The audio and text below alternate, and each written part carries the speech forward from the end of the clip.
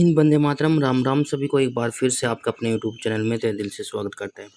जल्दी से फटाक से जुड़िए, क्लास को कर दीजिए लाइक और शेयर। शुरू करते हैं आज का सेशन। पहला क्वेश्चन आपकी स्क्रीन पर आ चुका है। तो प्यार साथियों, आप सभी का तहे दिल से धन्यवाद। यहाँ तक कि पहुँचाने के लिए आप सभी का सपोर्ट और प्यार बहुत बहुत मिला, उसके लिए बहुत बहुत धन्यवाद। उम्मीद करता हूँ कि आगे भी आपका सपोर्ट और प्यार इसी प्रकार से मिलता रहेगा। तो प्यार साथियों, पहला क्वेश्चन क्या कहता है, भारत में फ्रांसीसियों ने अपना सबसे पहला कारखाना निम्न स्थानों में से कहाँ लगाया। मोस्ट इम्पोर्टेंट है। अब देखो, कल जो है मैंने आपको कई बार कई बताए ब्रिटिश और पुर्तगालियों ने लगाया था, तो आज जो है फ्रांसीसियों के बारे में बता रहा हूँ। भारत में फ्रांसीसियों ने अपने सबसे पहले कारखाना कहाँ पर लगाया था। पुलिकट, कोचीन, काशिम बाजार या सूरत। तो जल्दी से बताएं फटाक से कौन सा ऑप्शन सही हो जाएगा, कमेंट्स करिए बिल्कुल। तो समय समाप्त इसी के साथ। बहुत अच्छे, ज़बरदस्त। जो बच्चे ऑप्शन नंबर डी के साथ जा रहे हैं वो सही हो जाता है, सूरत। सूरत में लगाया था, राइट। आगे चलते हैं, अगला क्वेश्चन आपकी स्क्रीन पर आ चुका है।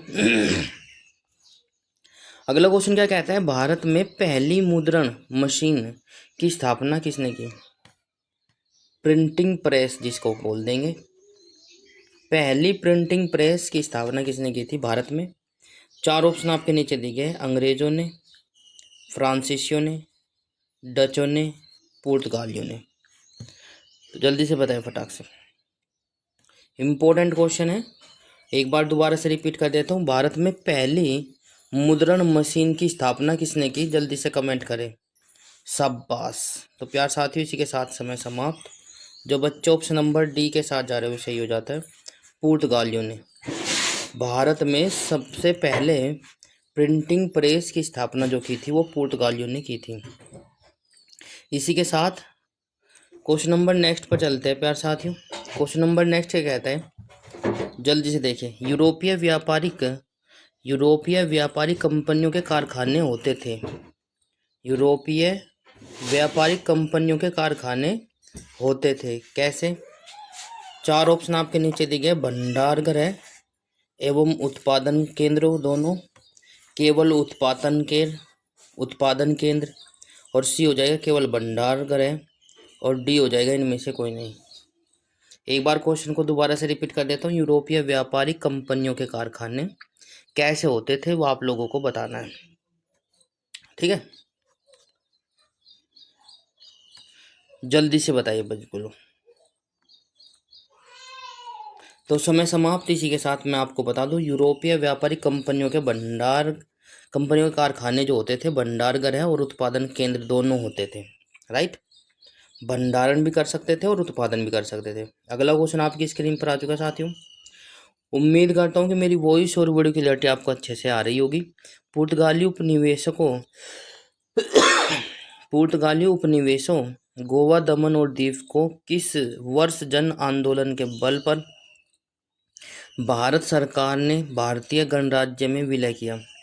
तो चार ऑप्शन आपके नीचे दिए गए, ए 1954, बी 1961, सी 1950, डी इनमें से कोई नहीं। जल्दी से बताएं फटाक से, कमेंट बॉक्स में कमेंट करें और कौन सा ऑप्शन सही हो जाएगा बताइए। पुर्तगाली उपनिवेशों गोवा, दमन और दीव के किस वर्ष जन आंदोलन के बल पर भारत सरकार ने अपनी गणराज्य में विलय किया। बिल्कुल इम्पोर्टेंट क्वेश्चन है, कई बार पूछा गया है। समय समाप्त। जल्दी से बताएं फटाक से कौन सा ऑप्शन सही हो जाएगा। बिल्कुल समय समाप्त। जो बच्चे ऑप्शन नंबर बी के साथ जा रहे हैं वो सही हो जाता है, 1961। 1961 में भारत सरकार ने भारतीय गणराज्य में विलय कर लिया था गोवा, दमन और दीव को, ठीक है। बिल्कुल जो बच्चे बी के साथ जा रहे हैं वो सही हो जाता है। अगला क्वेश्चन आपकी स्क्रीन पर आ चुका है साथियों। पुर्तगालियों की पहली फैक्ट्री कालीकट में 1500 ईस्वी में किसने स्थापित की। Most important. देखो पहले आपको क्वेश्चन इसको करा देता हूँ, फिर पूछेंगे बताएंगे कि किस प्रकार से आपसे क्वेश्चन एग्जाम में पूछा जा सकता है। पुर्तगालियों की पहली फैक्ट्री कालीकट में 1500 ईस्वी में किसने स्थापित की थी? Almeida, Vasco da Gama, Pedro Alvares Alvares Cabral या अल्बुकर्क। तो जल्दी से देखिए फटाक से कमेंट करें कौन सा ऑप्शन सही हो जाएगा। तो प्यार साथियों बिल्कुल समय समाप्त होता हुआ। तो इसी के साथ बिल्कुल जो बच्चे हमारे साथ जुड़े हैं जल्दी से कमेंट करें। तो प्यार साथियों ऑप्शन नंबर क्या हो गया? पेडो अल्वारेज क्रेबल ने 1500 ईस्वी में कालीकट में पहली फैक्ट्री पुर्तगालियों की तरफ से लगाई थी। राइट। क्वेश्चन क्या क्या पूछा जाएगा कि बताइए कि पुर्तगालियों ने पहली फैक्ट्री कालीकट में कब लगाई। तो प्यार साथियों उसमें 1400, 1500, 1600, 1800 ऐसे दे देगा। तो आंसर हो जाएगा 1500। राइट। पुर्तगालियों ने 1500 ईस्वी में पहली फैक्ट्री कहाँ पर लगाई थी? तो आंसर आ जाएगा क्या? कालीकट। तो ये भी आपको देखो क्वेश्चन को किस प्रकार से पूछा जाएगा, डीपली आपको थोड़ा अध्ययन करना है। बाकी सभी क्वेश्चन इस प्रकार से आपको जो बनेंगे वो आपको बताकर चलेंगे। राइट। क्वेश्चन नंबर नेक्स्ट आपकी स्क्रीन पर आ चुका है साथियों। भारत से भारतीय वस्त्रों को प्रमुख निर्यात की वस्तु बनाने का श्रेय किसे है? एक बार फिर से कमेंट बॉक्स में कमेंट करें। भारत से भारतीय वस्त्रों को प्रमुख निर्यात की वस्तु बनाने का श्रेय किसे प्राप्त है? ए पुर्तगालियों को, बी अंग्रेजों को, सी डचों को, डच को होलैंड वासियों को भी कहते हैं ना, तो आपको ध्यान रखना है डच आ जाए या होलैंड वासी आ जाए एक ही बात है। और डी हो जाएगा फ्रांसीसियों को। जल्दी से बताएं फटाक से।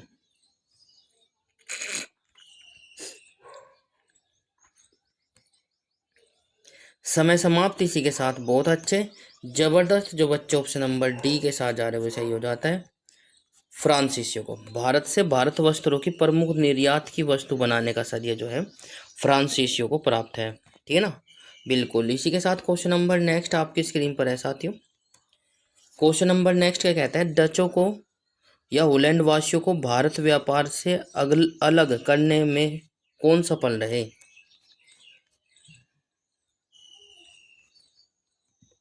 एक बार फिर से, भारत को भारतीय व्यापार से अलग करने में कौन सफल रहे?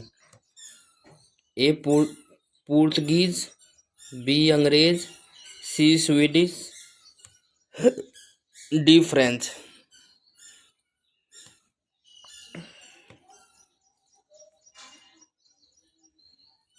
जल्दी से बताएं फटाक से। बिल्कुल आंसर आने स्टार्ट हो चुके हैं। काफ़ी बच्चे हमारे साथ जुड़े हैं। बिल्कुल सब बास आंसर आपकी स्क्रीन पर आ चुका है। जो बच्चे ऑप्शन नंबर बी के साथ जा रहे हैं वो सही हो जाते हैं। अंग्रेज। राइट। Option number B.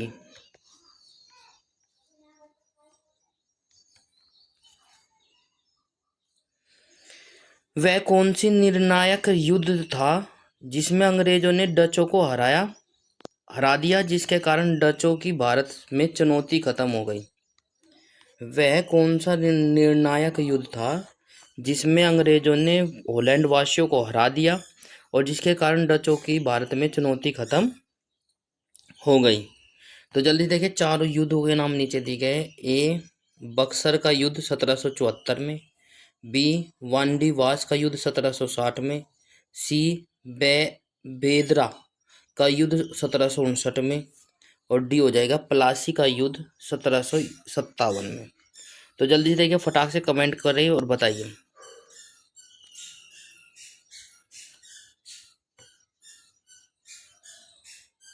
बिल्कुल समय समाप्त इसी के साथ। बहुत अच्छे जबरदस्त। जो बच्चे ऑप्शन नंबर सी के साथ जा रहे हुए सही हो जाता है। बेदरा का युद्ध 1759 में। ठीक है। बिल्कुल।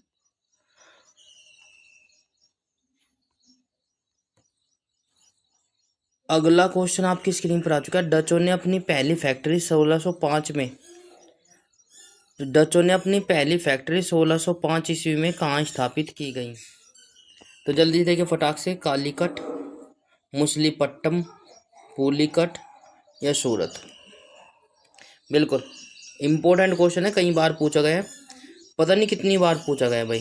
ठीक है, डचों ने अपनी पहली फैक्ट्री जो है 1605 ईस्वी में कहाँ स्थापित की थी?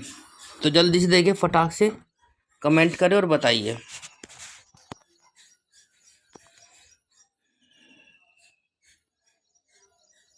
समय समाप्त। इसी के साथ जल्दी से देखिए फटाक से, आंसर आ जाएगा आपका मूसलीपट्टम।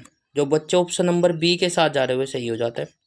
मूसलीपट्टम में लगाई थी। होलैंड वासियों ने अपनी पहली फैक्ट्री 1605 में कहाँ पर लगाई थी? मूसलीपट्टम में लगाई थी। राइट। अगला क्वेश्चन है प्यारे साथियों, अगला क्वेश्चन आपकी स्क्रीन पर आ चुका है। सीकरी और आगरा पहुंचने वाला पहला अंग्रेज व्यापारी कौन था?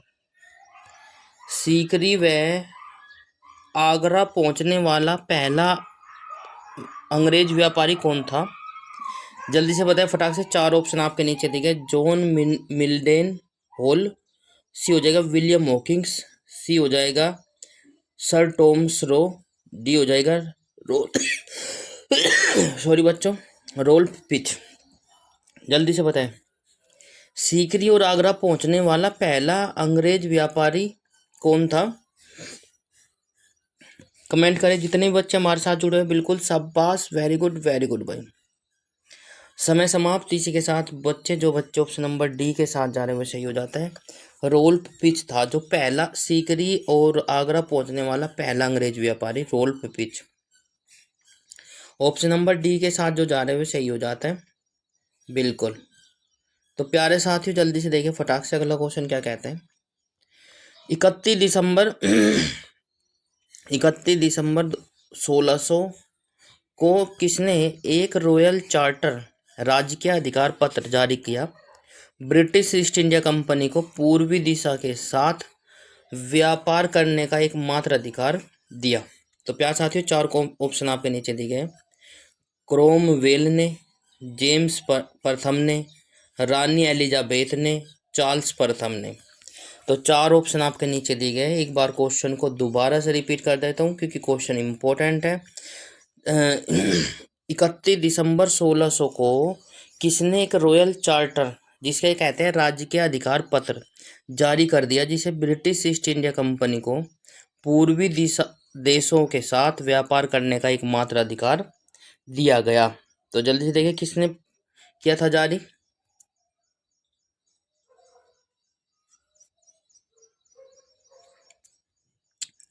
समय समाप्त। बहुत अच्छे, जबरदस्त। जो बच्चे ऑप्शन नंबर सी के साथ जा रहे हुए सही हो जाता है, एलिजाबेथ ने। तो क्लास यदि आपको अच्छी लगे, आपको क्वेश्चन अच्छे लगे, ऐसी क्लास यदि लेना चाहते हैं तो प्लीज़ लाइक और शेयर जरूर करें। चैनल को सब्सक्राइब करना ना भूले और घंटे का बटन अवश्य दबाएं ताकि आपको समय पर नोटिफिकेशन मिलता रहे। तो आप सभी का प्यार और सपोर्ट हमारे लिए बहुमूल्य है। बिल्कुल आपका अपना विश्वसनीय चैनल। ठीक है, तो प्यार साथियों धन्यवाद। आपको आपके सपोर्ट के कारण यहाँ तक की पहुँच पाए है। तो मैं चाहता हूँ कि आप लोग प्लीज़ ज़्यादा से ज़्यादा सपोर्ट करें भाई। अगला क्वेश्चन आपकी स्क्रीन पर आ चुका है। ब्रिटिश ईस्ट इंडिया कंपनी का प्रथम गवर्नर कौन था? मोस्ट मोस्ट मोस्ट इम्पोर्टेंट है। जल्दी से देखिए फटाक से। ब्रिटिश ईस्ट इंडिया कंपनी का प्रथम गवर्नर कौन था? A Ralph Fitch, B Robert Clive, D C हो जाएगा टॉमस रो, और डी हो जाएगा टॉमस स्माइथ। तो जल्दी से बताएं फटाक से, ब्रिटिश ईस्ट इंडिया कंपनी का प्रथम गवर्नर कौन था? कमेंट करें। शाबाश, वेरी गुड, जबरदस्त भाई। समय समाप्त। जो बच्चे option number Thomas Smythe option number D के साथ जा रहे हुए सही हो जाता है। टॉमस स्माइथ जो है ब्रिटिश ईस्ट इंडिया कंपनी का पहला गवर्नर था। तो ये आपको पता होना चाहिए भाई। बहुत अच्छे। अगला क्वेश्चन आपकी स्क्रीन पर आ चुका है साथियों, जल्दी से देखिए फटाक से क्या हो जाएगा। कैप्टन विलियम हॉकिंस किस जहाज में भारत पहुंचा? देखो जहाज का नाम भी आपको याद रखना है ना। कैप्टन विलियम हॉकिंस किस जहाज में भारत पहुंचा? चारों जहाज़ों के नाम नीचे दिए गए। स्क्वायर, बी हो जाएगा ड्रैगन, सी हो जाएगा हेक्टर, और डी हो जाएगा इनमें से कोई नहीं। जल्दी से बताएं फटाक से। कैप्टन विलियम हॉकिंस जो है किस जहाज में भारत पहुंचे थे? चार चार ऑप्शन आपके नीचे दिए गए हैं। समय समाप्त। इसी के साथ जो बच्चे ऑप्शन नंबर सी के साथ जा रहे हैं वो सही हो जाता है। उन जिस जहाज में वे भारत पहुंचे थे उसका नाम था हेक्टर। हेक्टर, बिल्कुल। तो प्यार साथियों, ये काफ़ी महत्वपूर्ण क्वेश्चन हो जाते हैं। हिस्ट्री के कुछ महत्वपूर्ण प्रश्न लेकर आया हूँ, तो जल्दी से देखिए फटाक से। 1200 के आसपास कराने वाला हूँ ये ऐसे ही क्वेश्चन। क्वेश्चन नंबर नेक्स्ट आपकी स्क्रीन पर आ चुका है। किस मुगल बादशाह ने 6 फरवरी 1613 को एक फरमान जारी किया और अंग्रेज को सूरत में एक स्थायी कोठी खोलने का अनुमति दे दी? जल्दी से देखिए फटाक से एक बार फिर से। किस मुगल बादशाह ने 6 फरवरी 1613 को एक फरमान जारी किया और अंग्रेजों को सूरत में एक स्थायी कोठी खोलने की अनुमति दे दी? ए जहांगीर, बी शाहजहां, सी अकबर, औरंगजेब, डी अकबर। बिल्कुल, तो जल्दी से देखिए फटाक से कमेंट करिए कौन सा ऑप्शन सही हो जाएगा। समय समाप्त। इसी के साथ बहुत अच्छे, जबरदस्त। जो बच्चे ऑप्शन नंबर ए के साथ जा रहे हैं वे सही हो जाता है जहांगीर। जहांगीर ने 6 फरवरी 1613 को एक फरमान जारी किया था जिसमें अंग्रेजों को स्थायी कोठी खोलने की अनुमति दे दी थी। राइट, अगला क्वेश्चन पर चलते हैं। अगला क्वेश्चन आपकी स्क्रीन पर आ चुका है साथियों। क्या हो जाएगा? कौन इंग्लैंड के सम्राट जेम्स का दूत बनकर 1615 ईस्वी में मुगल बादशाह जहांगीर के दरबार में अजमेर पहुंचा? मोस्ट इम्पोर्टेंट है, क्योंकि हिस्ट्री भाई हिस्ट्री है।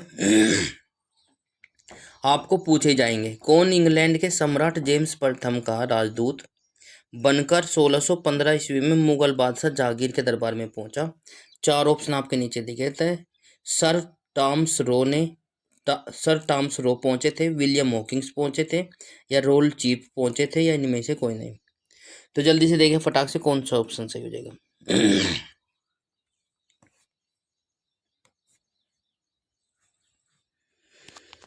समय समाप्त। इसी के साथ बहुत अच्छे, जबरदस्त। जो बच्चे ऑप्शन नंबर ए के साथ जा रहे हुए सही हो जाता है। सर टॉमस रो जो है जेम्स प्रथम का राजदूत बनकर 1615 ईस्वी में मुगल बादशाह जहांगीर के दरबार में पहुंचा था। यदि आपसे पूछा जाए कि कौन इंग्लैंड के सम्राट जेम्स प्रथम का राजदूत जो है टॉमस रो मुगल बादशाह जहांगीर के दरबार में कब पहुंचा, तो आपको आंसर में बताना है 1615 ईस्वी में पहुंचा था। ठीक है, कहाँ पर पहुंचा था? तो दरबार, अजमेर दरबार में पहुंचा था। तो ये 2-3 क्वेश्चन आपके एक्स्ट्रा बन जाएंगे जो आजकल घुमा फिरा कर आपसे पूछे जाएंगे। ठीक है, तो अगला क्वेश्चन आपकी स्क्रीन पर आ चुका है। इंटरलोपर्स थे। इंटरलोपर्स क्या थे, तो आपको कमेंट बॉक्स में बताना है। जल्दी से देखिए फटाक से, जितने भी साथी हमारे साथ जुड़े हुए। चार ऑप्शन आपके नीचे दिए गए और थंब इम्प्रेशन जरूर दिखा दे यदि मेरी वॉइस और वीडियो क्लैरिटी आपको अच्छे से आ रही है तो। बिल्कुल, यदि आपको लगता है कि स्पीड कम है तो आप लोगों को यूट्यूब ने फीचर्स दिया हुआ है, आप मेरी वॉइस को स्पीड भी बढ़ा सकते हो, 1.5 गुना 2 गुना, कितना भी, 0.5 भी, ठीक है ना, और कम भी कर सकते हो यदि स्पीड ज़्यादा लगती है तो ये सब चीज़ आपकी क्वालिटी, ये सब चीज़ आपको यूट्यूब की तरफ से फीचर्स मिले हुए हैं, तो प्लीज़ आप लोग उनका यूज भी कर सकते हैं। तो प्यार साथियों, ब्रिटिश ईस्ट इंडिया कंपनी के कर्मचारी। इंटरलोपर्स क्या थे? ब्रिटिश ईस्ट इंडिया कंपनी के कर्मचारी। बी हो जाएगा अधिकृत व्यापारी। सी हो जाएगा अधिकृत व्यापारियों के रूप में समुद्रिक लुटेरे, और डी हो जाएगा इनमें से कोई नहीं।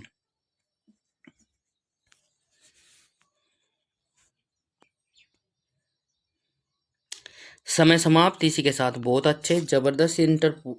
इंटरलोपर्स जो थे एक प्रकार के आधिकारिक व्यापारी के रूप में समुद्री लुटारे थे। तो ऑप्शन नंबर सी के साथ जो जा रहे हुए सही हो जाता है। ठीक है बच्चों, काफ़ी महत्वपूर्ण रहने वाला है। इसी के साथ अगला क्वेश्चन आपकी स्क्रीन पर आ चुका है साथियों। अगला क्वेश्चन क्या कहता है, जल्दी से देखिए फटाक से। 1639 ईस्वी में अंग्रेज फ्रांसिस डे ने कहाँ के शासक से मद्रास को पट्टे पर लिया और वहाँ एक किलाबंद कोठी बनाई? बिल्कुल, प्यारे साथियों, क्वेश्चन नंबर एक बार दोबारा से रिपीट कर देता हूँ। देखिए, 1639 ईस्वी में अंग्रेज फ्रांसिस डे ने कहाँ पर शासक से मद्रास को पट्टे पर लिया और वहाँ एक किलाबंद कोठी बनाई? गोलकुंडा के सुल्तान से ली थी, कालीकट के राजा से ली थी, चंद्रगिरी के राजा से ली थी, या फिर बीजापुर के सुल्तान से ली थी? तो कमेंट करिए और बताइए कौन सा ऑप्शन सही हो जाएगा। तो प्यार साथियों, समय समाप्त होता हुआ बिल्कुल जल्दी देखिए फटाक से कौन सा ऑप्शन सही हो जाएगा। तो प्यार साथियों, इसी के साथ हमारा आंसर हो जाएगा चंद्रगिरी के राजा से। ठीक है, अंग्रेज फ्रांसिस डे ने मद्रास को पट्टे पर लिया था। और कब लिया था? 1639 में लिया था। और वहां पर क्या बनाया था? एक किलाबंद कोठी बनाई थी। राइट, आगे चलते हैं। अगला क्वेश्चन आपकी स्क्रीन पर आ चुका है साथियों, बहुत ही अच्छे। अंग्रेजों ने पूर्वी भारत में पहली बार उड़ीसा में महानदी के मुहाने पर, या डेल्टा भी जिसको बोल देते हैं, पर हरिहरपुर, बालासोर एवं पीपली में एक फैक्ट्री कब स्थापित की? एक बार फिर से क्वेश्चन को दोबारा से रिपीट कर देता हूँ। जितने बच्चे हमारे साथ जुड़े हुए हैं, यदि मेरी वॉइस और वीडियो क्लियरिटी अच्छे से आ रही है तो प्लीज़ थंब इम्प्रेशन जरूर दिखा दें। अंग्रेजों ने पूर्वी भारत में पहली बार उड़ीसा में महानदी के मुहाने या डेल्टा पर हरिहरपुर, बलासोर, पीपली में एक फैक्ट्री स्थापित की थी। वो कब की थी? 1613 में, 1651 में, 1633 में, 1608 में। चार ऑप्शन आपके नीचे दिए गए हैं। जल्दी से देखिए फटाक से कौन सा ऑप्शन सही हो जाएगा। बिल्कुल समय समाप्त। इसी के साथ बहुत अच्छे जबरदस्त जो बच्चे ऑप्शन नंबर सी के साथ जा रहे हो सही हो जाता है 1633 ईस्वी में। बिल्कुल 1633 ईस्वी में अंग्रेजों ने पूर्वी भारत में पहली बार उड़ीसा में महानदी के मुहाने पर हरिहरपुर, बालासोर और पीपली में एक फैक्ट्री स्थापित की थी। राइट, इसी के साथ क्वेश्चन नंबर नेक्स्ट आपकी स्क्रीन पर आ चुका है साथियों, जल्दी से देखिए फटाक से। किसने 1680 ईस्वी में एक फरमान जारी कर अंग्रेजों पर चुंगी की दर 2% से बढ़ाकर 3 से 3.5 कर दी थी, है ना? तो प्यार साथियों, जल्दी से देखिए फटाक से कौन सा ऑप्शन सही हो जाएगा। एक बार फिर से क्वेश्चन को रिपीट कर देता हूँ। किसने 1680 में एक फरमान जारी कर अंग्रेजों पर चुंगी की दर 2% से बढ़ाकर 3, हाँ 3.5 कर दी थी? ये 3.5 है भाई, है ना? 3 सही, 1/2। तो प्यार साथियों, जल्दी से देखिए फटाक से क्या हो जाएगा। चार ऑप्शन आपके नीचे दिए गए, जागीर, औरंगजेब, शाहजहां, इनमें से कोई नहीं। जल्दी से देखिए फटाक से, मोस्ट इंपॉर्टेंट क्वेश्चन है भाई पूछा जा सकता है। किसने बढ़ाई थी चुंगी? तो प्यार साथियों, समय समाप्त होता हुआ बिल्कुल समय समाप्त। इसी के साथ आंसर आपकी स्क्रीन पर आ चुका है, ऑप्शन नंबर बी, औरंगजेब ने। औरंगजेब ने उनकी अंग्रेजों पर चुंगी दर 2% से बढ़ाकर 3.5 कर दी थी। तो प्यार साथियों, ये फरमान जारी औरंगजेब ने किया था। अगला क्वेश्चन आपकी स्क्रीन पर आ चुका है साथियों, मोस्ट इंपोर्टेंट है। किस मुगल बादशाह ने अंग्रेजों से 1.5 लाख रुपए मुआवजे के तौर पर वसूले थे 1.5 भी लिख सकते हो, 1:1/2 भी लिख सकते हो। राइट, तो आप लोग इसको कह सकते हो 1.5 भी कह सकते हो। तो प्यार साथियों, जल्दी से देखिए फटाक से। किस मुगल बादशाह ने अंग्रेजों से 1:1/2 लाख रुपए का मुआवजा के तौर पर वसूल किए थे? चार ऑप्शन आपके नीचे दिए गए, जहांगीर, औरंगजेब, शाहजहां, इनमें से कोई नहीं। जल्दी से बताएं फटाक से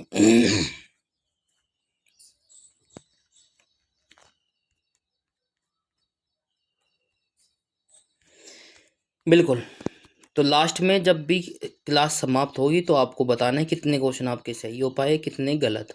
तो ये कमेंट बॉक्स में ज़रूर बताएं। तो प्यार साथियों, तो इसी के साथ समय समाप्त। जो बच्चे ऑप्शन नंबर बी के साथ जा रहे हुए सही हो जाता है, औरंगजेब। राइट, औरंगजेब ने अंग्रेजों से 1.5 लाख रुपए मुआवजे के तौर पर वसूले थे। तो ऑप्शन नंबर बी हो जाएगा सही। तो प्यार साथियों, क्लास कैसी लगी कमेंट बॉक्स में ज़रूर बताएं। यदि आपको अच्छी लगी है तो लाइक, शेयर, कमेंट्स और चैनल को सब्सक्राइब जरूर कर ले। बेल आइकन अवश्य प्रेस करें ताकि आपको समय पर नोटिफिकेशन मिलता रहे। सुल्तान सुल्तान नाती, कालीकता एवं गोविंदपुर नामक 3 गांवों की जिम्मेदारी खरीदने की अनुमति देने वाला बंगाल का मुगल सूबेदार कौन था? एक बार फिर से रिपीट कर देता हूँ। अंग्रेज को नाती, कालीकता एवं गोविंदपुर नामक 3 गांवों की जिम्मेदारी खरीदने की अनुमति देने वाला बंगाल का मुगल सूबेदार कौन था? जल्दी से कमेंट करें और बताइए। 4 ऑप्शन आपके नीचे दिए गए। अजीम उशू शान, बी इब्राहिम खां, सी शाह सूजा, डी साइस्ता खां। तो जल्दी से देखिए, फटाक से कमेंट करें और बताइए। बिल्कुल सभी बच्चे जितने भी हमारे साथ जुड़ चुके हैं, जल्दी से ज़्यादा कमेंट करें और बताइए। बहुत अच्छे आंसर आपकी स्क्रीन पर आना स्टार्ट हो चुका है। शाबाश, वेरी गुड, ज़बरदस्त भाई। तो प्यार साथियों, माँ का जो बंगाल का मुगल सूबेदार था वो था अजीम उसू शान। बिल्कुल इम्पोर्टेंट हो जाता है। ऑप्शन नंबर ए के साथ जो जा रहे हैं वो सही हो जाता है। अगला क्वेश्चन आपकी स्क्रीन पर आज साथियों, क्या कहता है? अंग्रेजों ने सुल्तानाती, कालीकता एवं गोविंदपुरों की जिम्मेदारी कितने में खरीदी? जमींदारी कितने में खरीदी? जल्दी से देखें फटाक से। इम्पोर्टेंट है भाई, हिस्ट्री का महत्वपूर्ण प्रश्न है जो बार बार पूछे जाते भाई। अंग्रेजों ने सुल्तानाती और कालीकता और गोविंदपुर की जमींदारी जो है कितने में खरीदी थी? 4 ऑप्शन आपके नीचे दिए गए। 1500 रुपये में, 1200 रुपये में, 1800 रुपये में और 1200 रुपये में। जल्दी से बताएं फटाक से।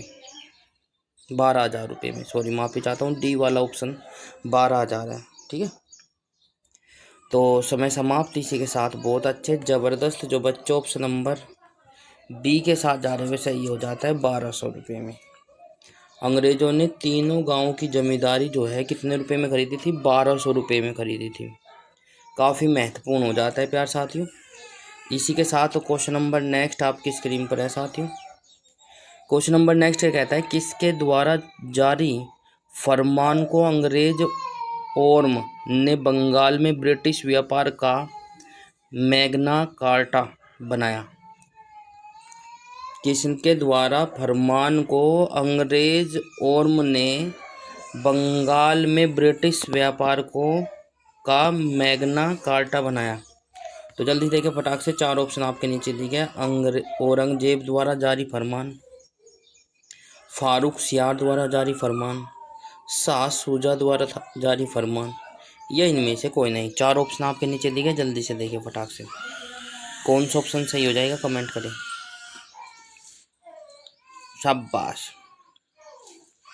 तो प्यार साथियों, इसी के साथ समय समाप्त होता हुआ। बिल्कुल, तो प्यार साथियों ऑप्शन नंबर क्या हो जाएगा? बी वाला सही हो जाएगा। ऑप्शन नंबर बी, फारूक सियार द्वारा जारी फरमान। ठीक है, फारूक सियार द्वारा जारी फरमान ऑप्शन नंबर बी के साथ जो जा रहे हैं सही हो जाता है। क्वेश्चन नंबर नेक्स्ट आपकी स्क्रीन पर आ चुका है साथियों। क्वेश्चन नंबर नेक्स्ट कहता है, जल्दी से देखें फटाक से। क्वेश्चन नंबर नेक्स्ट कहता है, जल्दी से देखिए फटाक से। निम्नलिखित में से कौन अंग्रेज जहांगीर के समय में भारत नहीं आया था?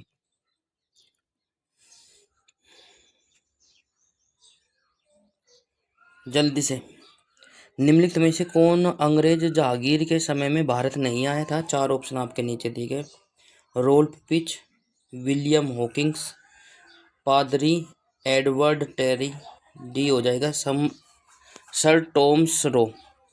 तो जल्दी देखिए फटाक से, कौन सा अंग्रेज जागीर के समय में भारत नहीं आया था? तो प्यार साथियों बिल्कुल समय समाप्त होता हुआ, जल्दी से आ जाइए।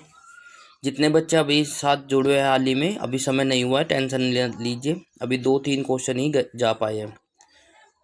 तो प्यार साथियों इसी के साथ आप समय समाप्त। आंसर आपकी स्क्रीन पर आ चुका है, रोल पिच। रोल पिच जो है जागीर के समय में भारत नहीं आया था। ठीक है, अगले क्वेश्चन पर चलते हैं। अगला क्वेश्चन आपकी स्क्रीन पर आ चुका है साथियों। अगला क्वेश्चन क्या कहता है? बंगाल में अंग्रेजों की कंपनी के बारे में किसने कहा यह एक कुत्सित या नीच, झगड़ालू लोगों और बेईमान व्यापारियों की कंपनी है? बंगाल में अंग्रेजों की कंपनी के बारे में किसने कहा कि यह एक झगड़ालू, नीच लोगों और बेईमान व्यापारियों की कंपनी है?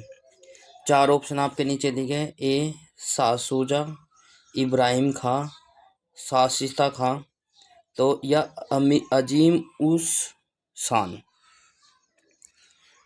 मोस्ट इम्पोर्टेंट है भाई। तो प्यारे साथियों समय समाप्त इसी के साथ। बहुत अच्छे, जबरदस्त, बिल्कुल ऑप्शन नंबर सी के साथ जो जा रहे हैं वो सही हो जाते हैं, शाशिस्ता खां, ऑप्शन नंबर सी।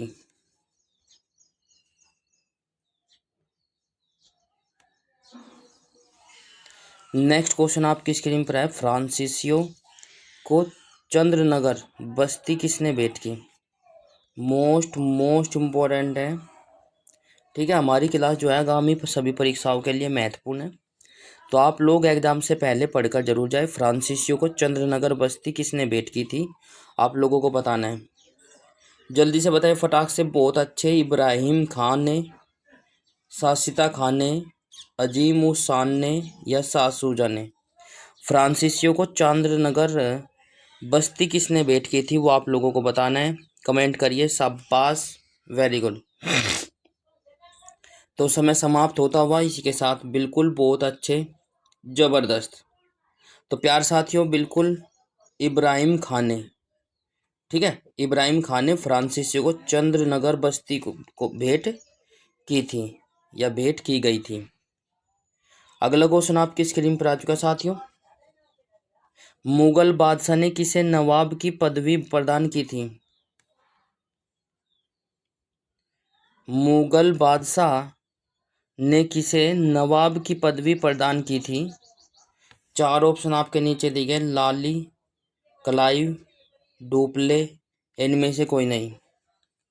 4 ऑप्शन आपके नीचे दिए गए हैं, जल्दी से देखिए फटाक से। बिल्कुल बहुत अच्छे, जबरदस्त। तो समय समाप्त इसी के साथ मैं आपको बता दूं, आंसर आपकी स्क्रीन पर आ चुका है। शाबाश। मुगल बादशाह ने किसे नवाब की उपाधि पदवी प्रदान की थी? तो बच्चों ऑप्शन नंबर सी के साथ जो जा रहे हैं वो सही हो जाता है, डुप्ले। मुगल बादशाह ने डुप्ले को नवाब की पदवी जो है प्रदान की थी, बिल्कुल। क्वेश्चन नंबर नेक्स्ट आपकी स्क्रीन पर आ चुका है साथियों, जल्दी से देखिए फटाक से। उम्मीद करता हूँ कि आपको मेरी वॉइस और वीडियो क्लैरिटी अच्छे से आ रही होगी। पांडुचेरी के गवर्नर जनरल बनने के पूर्व डुप्ले कहाँ के गवर्नर नियुक्त किए गए? एक बार फिर से, पांडुचेरी के गवर्नर जनरल बनने के पहले डुप्ले कहाँ के गवर्नर नियुक्त किए गए? तो 4 ऑप्शन आपके नीचे दिए गए, चिनसूरा, पुलिकट, चंद्रनगर, इनमें से कोई नहीं। जल्दी से बताइए फटाक से, कौन कहाँ के नियुक्त किए गए थे? 4 ऑप्शन आपके नीचे दिए गए, बिल्कुल। तो प्यार साथियों बिल्कुल समय समाप्त इसी के साथ मैं आपको बता दूं, आंसर आपकी स्क्रीन पर आ चुका है, सी वाला सही। बहुत अच्छे, जबरदस्त। पांडुचेरी के गवर्नर जनरल बनने से पहले डुप्ले जो है चंद्रनगर के गवर्नर नियुक्त किए गए थे। इसी के साथ अगला क्वेश्चन आपकी स्क्रीन पर आया साथियों। नेक्स्ट क्वेश्चन क्या है, डुप्ले के बाद पांडुचेरी का गवर्नर जनरल कौन बना? डुप्ले के बाद पांडुचेरी का गवर्नर जनरल कौन बना? तो लाली, फ्रांसीसी मार्टिन, गुड गोडवे हु, इनमें से कोई नहीं। जल्दी से बताए भाई कौन बना था। डुप्ले के बाद पुडुचेरी का गवर्नर जनरल कौन बना? जल्दी से कमेंट करें। शाबाश, समय समाप्त। इसी के साथ काफ़ी बच्चे हमारे साथ जुड़े हैं। बिल्कुल स्वागत है आप सभी का। तो प्यार साथियों, ऑप्शन नंबर सी के साथ जो जा रहे हैं वो सही हो जाता है, समय समाप्त। जो बच्चे गोडे हु का ऑप्शन दे रहे हैं वो सही हो जाता है। डुप्ले के बाद जो है गोडे हु पुडुचेरी के गवर्नर बने थे। नेक्स्ट क्वेश्चन काफ़ी महत्वपूर्ण आपकी स्क्रीन पर आ चुका है, जो कई बार पूछा गया है। जल्दी देखें, निम्नलिखित में से कौन सा युद्ध निर्णायक युद्ध था जिसमें फ्रांसीसी हार गए और अंग्रेजों को सर्वोच्चता स्थापित हुई? कौन सा युद्ध था भाई? चार ऑप्शन आपके नीचे दिए गए। बक्सर का युद्ध 1764, बी बेदारा का युद्ध 1759, और सी हो जाएगा वांडी वास का युद्ध 1760, और डी हो जाएगा प्लासी का युद्ध 1757। बहुत अच्छे, जल्दी से बताए फटाक से। इंपॉर्टेंट पर्सन है। किस युद्ध के बाद निर्णायक युद्ध था जिसमें फ्रांसीसी हार गए थे और अंग्रेजों की सर्वोच्चता स्थापित हुई? तो प्यारे साथियों, समय समाप्त। इसी के साथ जब फ्रांसीसियों और अंग्रेजों के बीच युद्ध हुआ था वो हुआ था वांडी वास का युद्ध 1760 में। ठीक है, ऑप्शन नंबर सी। बहुत अच्छे, ऑप्शन नंबर सी के साथ जो जा रहे हैं सही हो जाता है। इसी के साथ क्वेश्चन नंबर नेक्स्ट आपकी स्क्रीन पर आ चुका है साथियों। कौन सा युद्ध यूरोपीय अंगल फ्रांसीसी युद्ध का विस्तार नहीं था? एक बार फिर से जल्दी से देखिए फटाक से क्या हो जाएगा। कौन सा युद्ध यूरोपीय अंगल फ्रांसीसी युद्ध का विस्तार नहीं था? चार ऑप्शन आपके नीचे दिए गए हैं। जल्दी से देखिए। ए द्वितीय कर्नाटक युद्ध 1749 से 1754, बी प्रथम कर्नाटक युद्ध 1746 से 1748, एंड डी तृतीय कर्नाटक युद्ध 1758 से 63, और डी इनमें से कोई नहीं।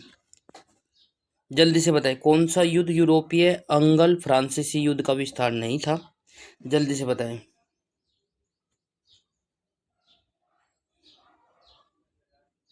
तो समय समाप्त। इसी के साथ बहुत अच्छे, जबरदस्त, बहुत अच्छे। जो बच्चे ऑप्शन नंबर क्या सी ए के साथ जा रहे हुए सही हो जाता है। द्वितीय कर्नाटक युद्ध एंगल फ्रांसीसी का विस्तार नहीं था। ठीक है, तो इसी के साथ क्वेश्चन नंबर नेक्स्ट आपकी स्क्रीन पर आ चुका है साथियों। क्वेश्चन नंबर नेक्स्ट क्या कहता है? प्रथम कर्नाटक युद्ध की समाप्ति किस संधि से हुई? प्रथम कर्नाटक युद्ध की समाप्ति किस संधि से हुई? चार ऑप्शन आपके नीचे दिए गए। ए पांडुचेरी की संधि, बी पेरिस की संधि, सी ए ला सापेल की संधि, और डी हो जाएगा गोडेहू की संधि। तो चार ऑप्शन आपके नीचे दिए गए। जल्दी से बताएं, फटाक से कमेंट करें और बताएं कौन सा ऑप्शन सही हो जाएगा। तो प्यार साथियों, समय समाप्त होता हुआ इसी के साथ बहुत अच्छे, जबरदस्त, बिल्कुल। जल्दी से बताएं प्रथम कर्नाटक युद्ध की समाप्ति किस संधि से हुई? तो इसी के साथ ऑप्शन नंबर सी के साथ जो जा रहे हैं वो सही हो जाता है। बहुत अच्छे भाई। यदि आपको क्लास अच्छी लगे तो क्लास को लाइक, शेयर और भाई चैनल को सब्सक्राइब जरूर कर ले। बेल आइकन अवश्य प्रेस करें ताकि आपको समय पर नोटिफिकेशन मिलता रहे। तो प्यार साथियों, ऑप्शन नंबर सी वाला सही हो जाएगा। बहुत अच्छे। अगला क्वेश्चन,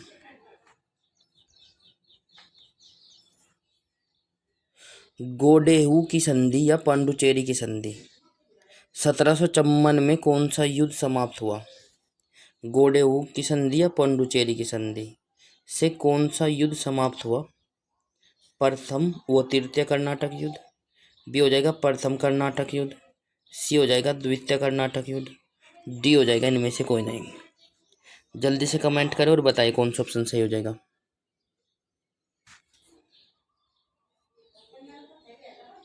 तो समय समाप्त। इसी के साथ बहुत अच्छे, जबरदस्त, प्यारे साथियों।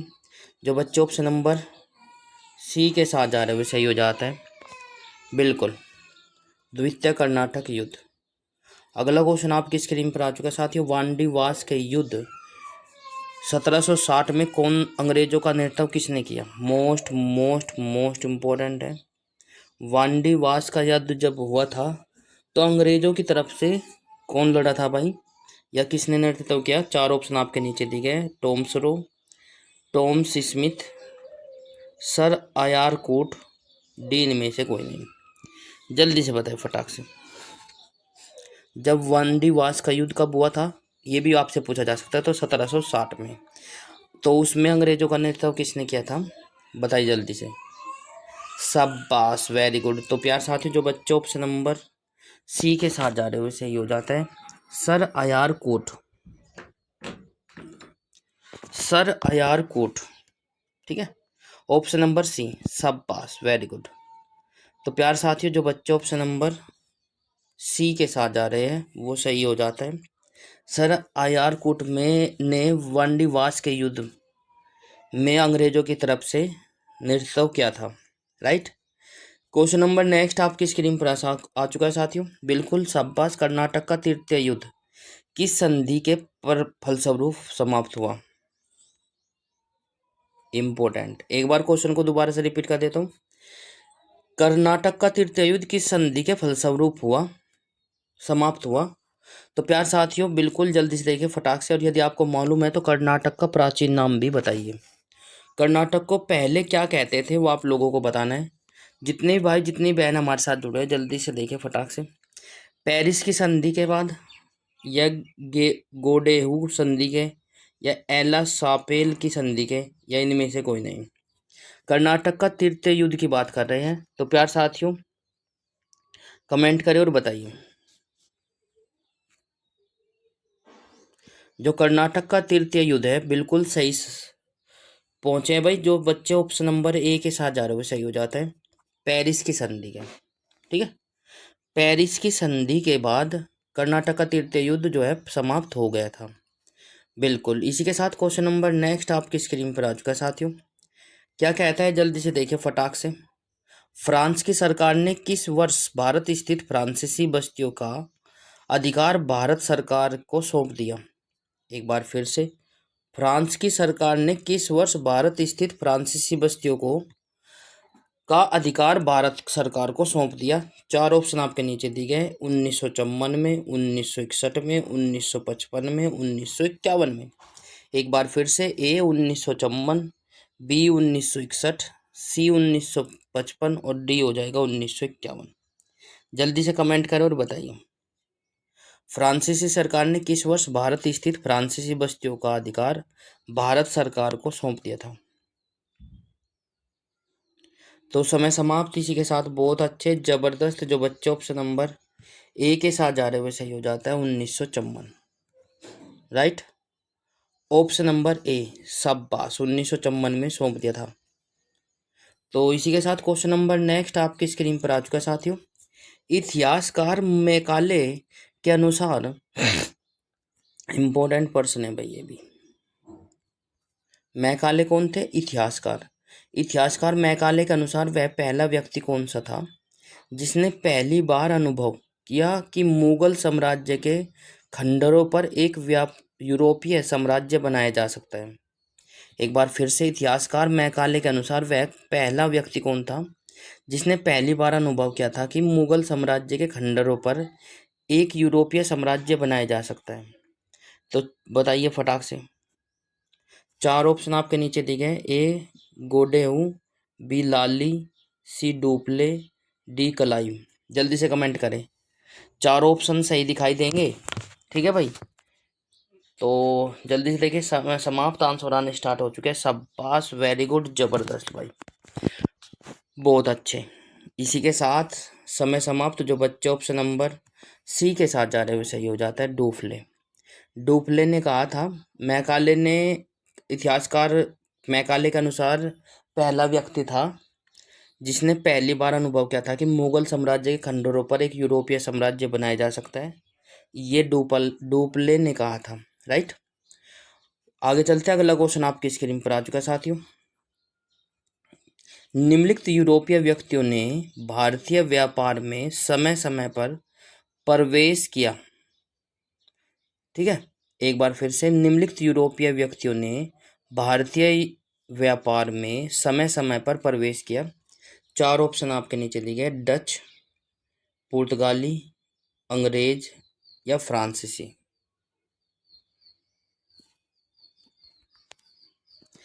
तो जल्दी देखिए, फटाक से कमेंट करिए, शाबाश, वेरी गुड, जबरदस्त।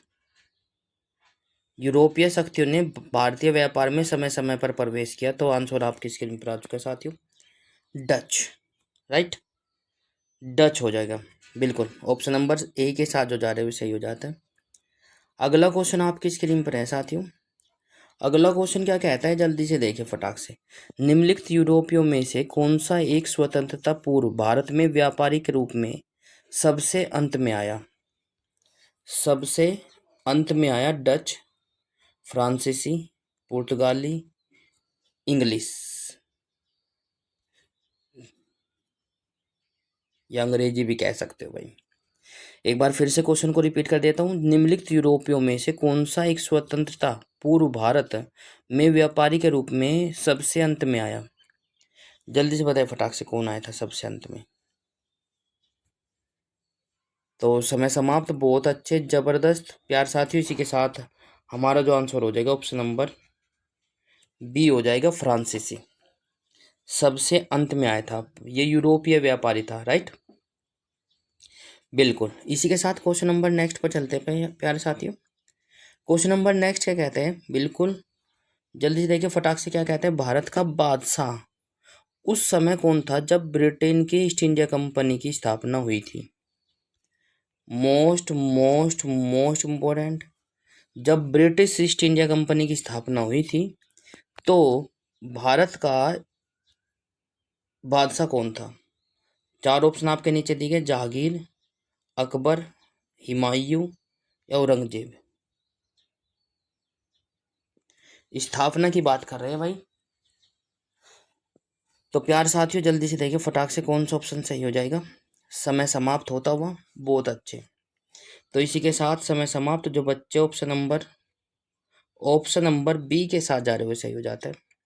जब अकबर मुगल बादशाह था भारत का, तब ब्रिटेन ने ईस्ट इंडिया कंपनी की स्थापना कर दी थी, राइट, अकबर के समय में, राइट। तो प्यार साथियों ये काफ़ी महत्वपूर्ण हो जाता है। पहला क्वेश्चन क्या कहता है, जल्दी से देखें। नीचे दिए गए कोड का प्रयोग कर सही उत्तर चुनिए। 15 अगस्त 1947 के बाद भी भारत का कौन सा भाग पुर्तगालियों के अधीन रहा? मोस्ट मोस्ट इम्पोर्टेंट है। कौन सा भाग है जो पुर्तगालियों के अधीन रहा स्वतंत्र होने के बाद भी, 15 अगस्त 1947 के बाद भी? चार ऑप्शन आपके नीचे दिए गए हैं। सबसे पहले और सबसे बाद में जो है भारत का हिस्सा बना था, पांडुचेरी की संधि, अंडमान व निकोबार, सी गोवा और डी हो जाएगा सिक्किम। जल्दी से आ जाइए भाई सभी बच्चे, जल्दी से सभी बच्चे, सभी साथी, सभी भाई, सभी बहन हमारे साथ जुड़ जाइए। क्लास स्टार्ट हो चुके हैं भाई सभी, बिल्कुल आपके लिए क्लास लेकर आते हैं और आप लोग क्लास नहीं लेते, बड़ा दुख होता है भाई। तो इसी के साथ ऑप्शन नंबर क्या हो जाएगा, ए सी वाला सही हो जाएगा, गोवा। 1961 में जो है भारत का हिस्सा बना था, बाद में स्वतंत्र हुआ था भाई। ठीक है, क्वेश्चन नंबर सेकंड आपकी स्क्रीन पर आ चुका है साथियों। जल्दी से देखिए। लंदन में ब्रिटिश ईस्ट इंडिया कंपनी के गठन के समय भारत का निम्नलिखित में से कौन सा बादशाह था? कौन बादशाह था? मोस्ट इम्पोर्टेंट है, जल्दी देखिए। लंदन में ब्रिटिश ईस्ट इंडिया कंपनी की गठन के समय भारत का निम्नलिखित में से कौन सा बादशाह था? चार ऑप्शन आपके नीचे दिए गए, जहांगीर, बी शाहजहां, सी औरंगजेब, डी हो जाएगा अकबर। जल्दी से बताइए फटाक से, कमेंट करिए, शाबाश, कल भी ऐसा क्वेश्चन आया हुआ था। लंदन में ब्रिटिश ईस्ट इंडिया कंपनी के गठन के समय भारत का निम्नलिखित में से कौन सा बादशाह था? चार ऑप्शन आपके नीचे दिए गए। तो इसी के साथ बहुत अच्छे, जबरदस्त। जो बच्चे ऑप्शन नंबर डी के साथ जा रहे हैं वो सही हो जाता है, बिल्कुल। आगे चलते हैं, अगला क्वेश्चन आपकी स्क्रीन पर आ चुका है साथियों। अगला क्वेश्चन क्या कहता है, जल्दी से देखिए। वांडीवास के युद्ध कब हुआ था? 1760 में हुआ था। वांडीवास के युद्ध में चार ऑप्शन आपके नीचे दिए गए। ए ब्रिटिश ने डच को हराया था, बी ब्रिटिश ने फ्रेंच को हराया था, सी डच ने ब्रिटिश को हराया था, डी फ्रेंच ने ब्रिटिश को हराया था।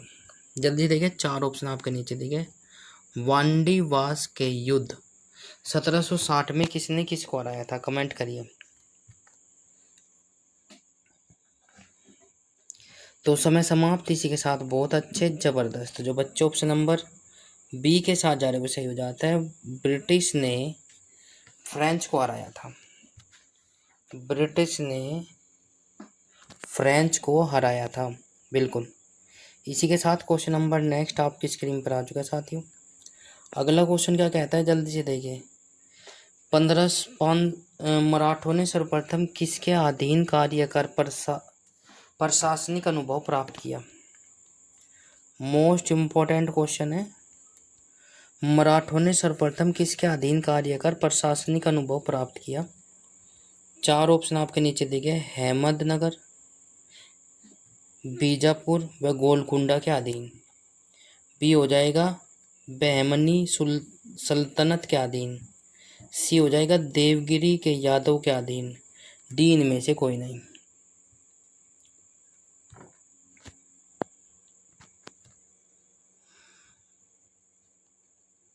बिल्कुल समय समाप्त। इसी के साथ मैं आपको बता दूं, आंसर आपकी स्क्रीन पर आ चुका है। ऑप्शन नंबर सी, देवगिरी के यादव के अधीन मराठों ने सर्वप्रथम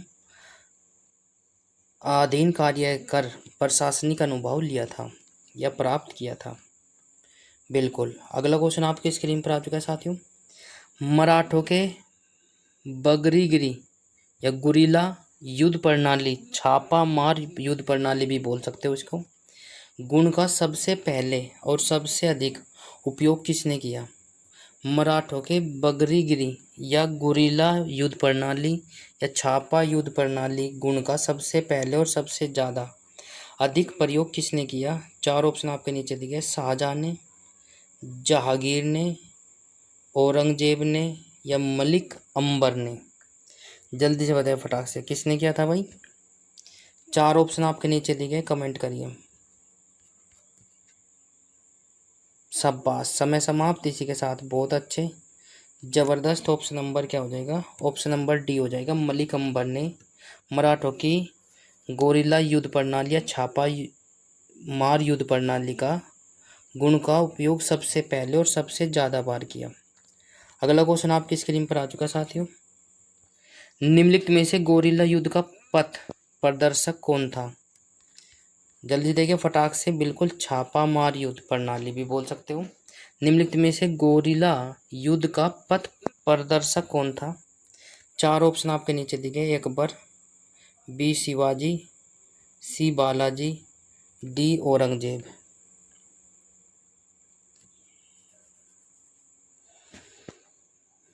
तो समय समाप्त। इसी के साथ बहुत अच्छे, ज़बरदस्त। जो बच्चे ऑप्शन नंबर बी के साथ जा रहे हैं वो सही हो जाते हैं, शिवाजी। बिल्कुल, शिवाजी जो है गोरिल्ला युद्ध पथ के प्रदर्शक थे। अगला क्वेश्चन आपकी स्क्रीन पर आ चुका है साथियों। शिवाजी के प्रशासन में पेशवा कहा जाता था। शिवाजी के प्रशासन में पेशवा किसको कहा जाता था। 4 ऑप्शन आपको नीचे दिए गए। रक्षा मंत्री को, न्याय मंत्री को, धार्मिक मामलों के मंत्री को या डी हो जाएगा प्रधानमंत्री को। पेशवा कहा जाता था। जल्दी देखिए, समय समाप्त। इसी के साथ बहुत अच्छे। तो शिवाजी के प्रशासन में पेशवा जो कहा जाता था, प्रधानमंत्री को कहा जाता था। ऑप्शन नंबर डी के साथ जो जा रहे हैं वो सही हो जाता है। आगे चलते हैं भाई। अगला क्वेश्चन आपकी स्क्रीन पर आ चुका है साथियों। मराठा राज्य का दूसरा संस्थापक किसे कहा जाता है। मराठे राज्य का दूसरा संस्थापक किसे कहा जाता है। तो 4 ऑप्शन आपके नीचे दिए गए। बालाजी विश्वनाथ को, बालाजी बाजीराव को, राजा राम को, बाजीराव प्रथम को। जल्दी से कमेंट करें भाई। शाबाश, समय समाप्त। इसी के साथ बहुत अच्छे, ज़बरदस्त। जो बच्चे ऑप्शन नंबर ए के साथ जा रहे हैं वैसे हो जाते हैं। मराठा राज्य का दूसरा संस्थापक बालाजी विश्वनाथ को माना जाता है। अगला क्वेश्चन आपकी स्क्रीन पर आ चुका है साथियों। निम्नलिखित यूरोपीय शक्तियों में किसने शिवाजी को तोप प्रदान की। मोस्ट इम्पोर्टेंट है, कई बार आ चुका है भाई एग्जाम में। निम्नलिखित यूरोपीय शक्तियों में किसने शिवाजी को तोप प्रदान की थी। 4 ऑप्शन आपके नीचे दिए गए। डच, बी अंग्रेज, सी फ्रांसीसी,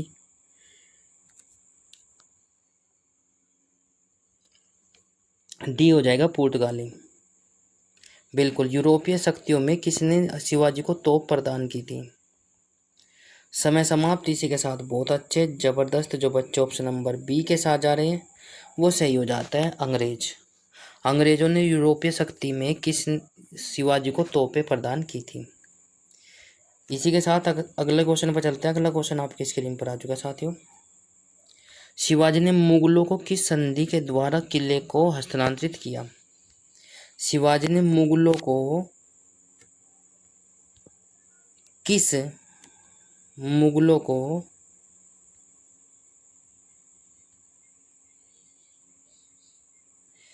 माफी चाहता हूँ साथियों।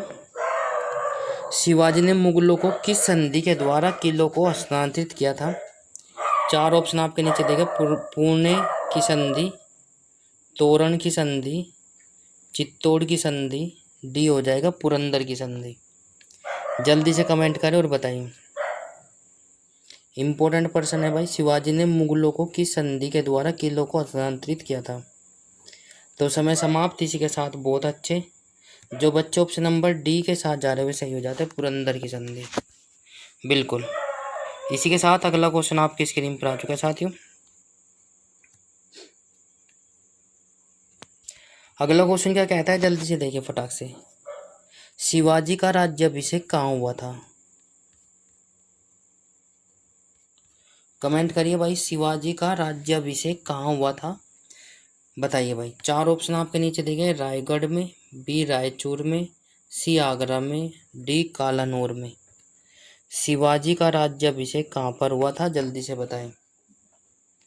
बिल्कुल। जितने साथी हमारे साथ जुड़े हैं, बिल्कुल, जो बच्चे ऑप्शन नंबर ए के साथ जा रहे हुए सही हो जाता है। समय समाप्त। रायगढ़ में शिवाजी का राज्याभिषेक जो हुआ था वो रायगढ़ में हुआ था। बिल्कुल।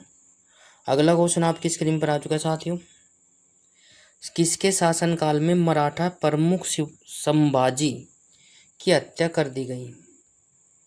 किसके शासनकाल में मराठा प्रमुख संभाजी की हत्या कर दी गई थी?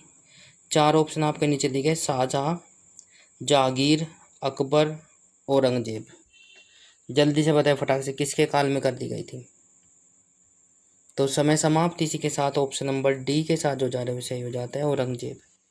औरंगजेब के शासनकाल में मराठा प्रमुख संभाजी की हत्या कर दी गई थी। अगला क्वेश्चन आपकी स्क्रीन पर आ चुका है साथियों।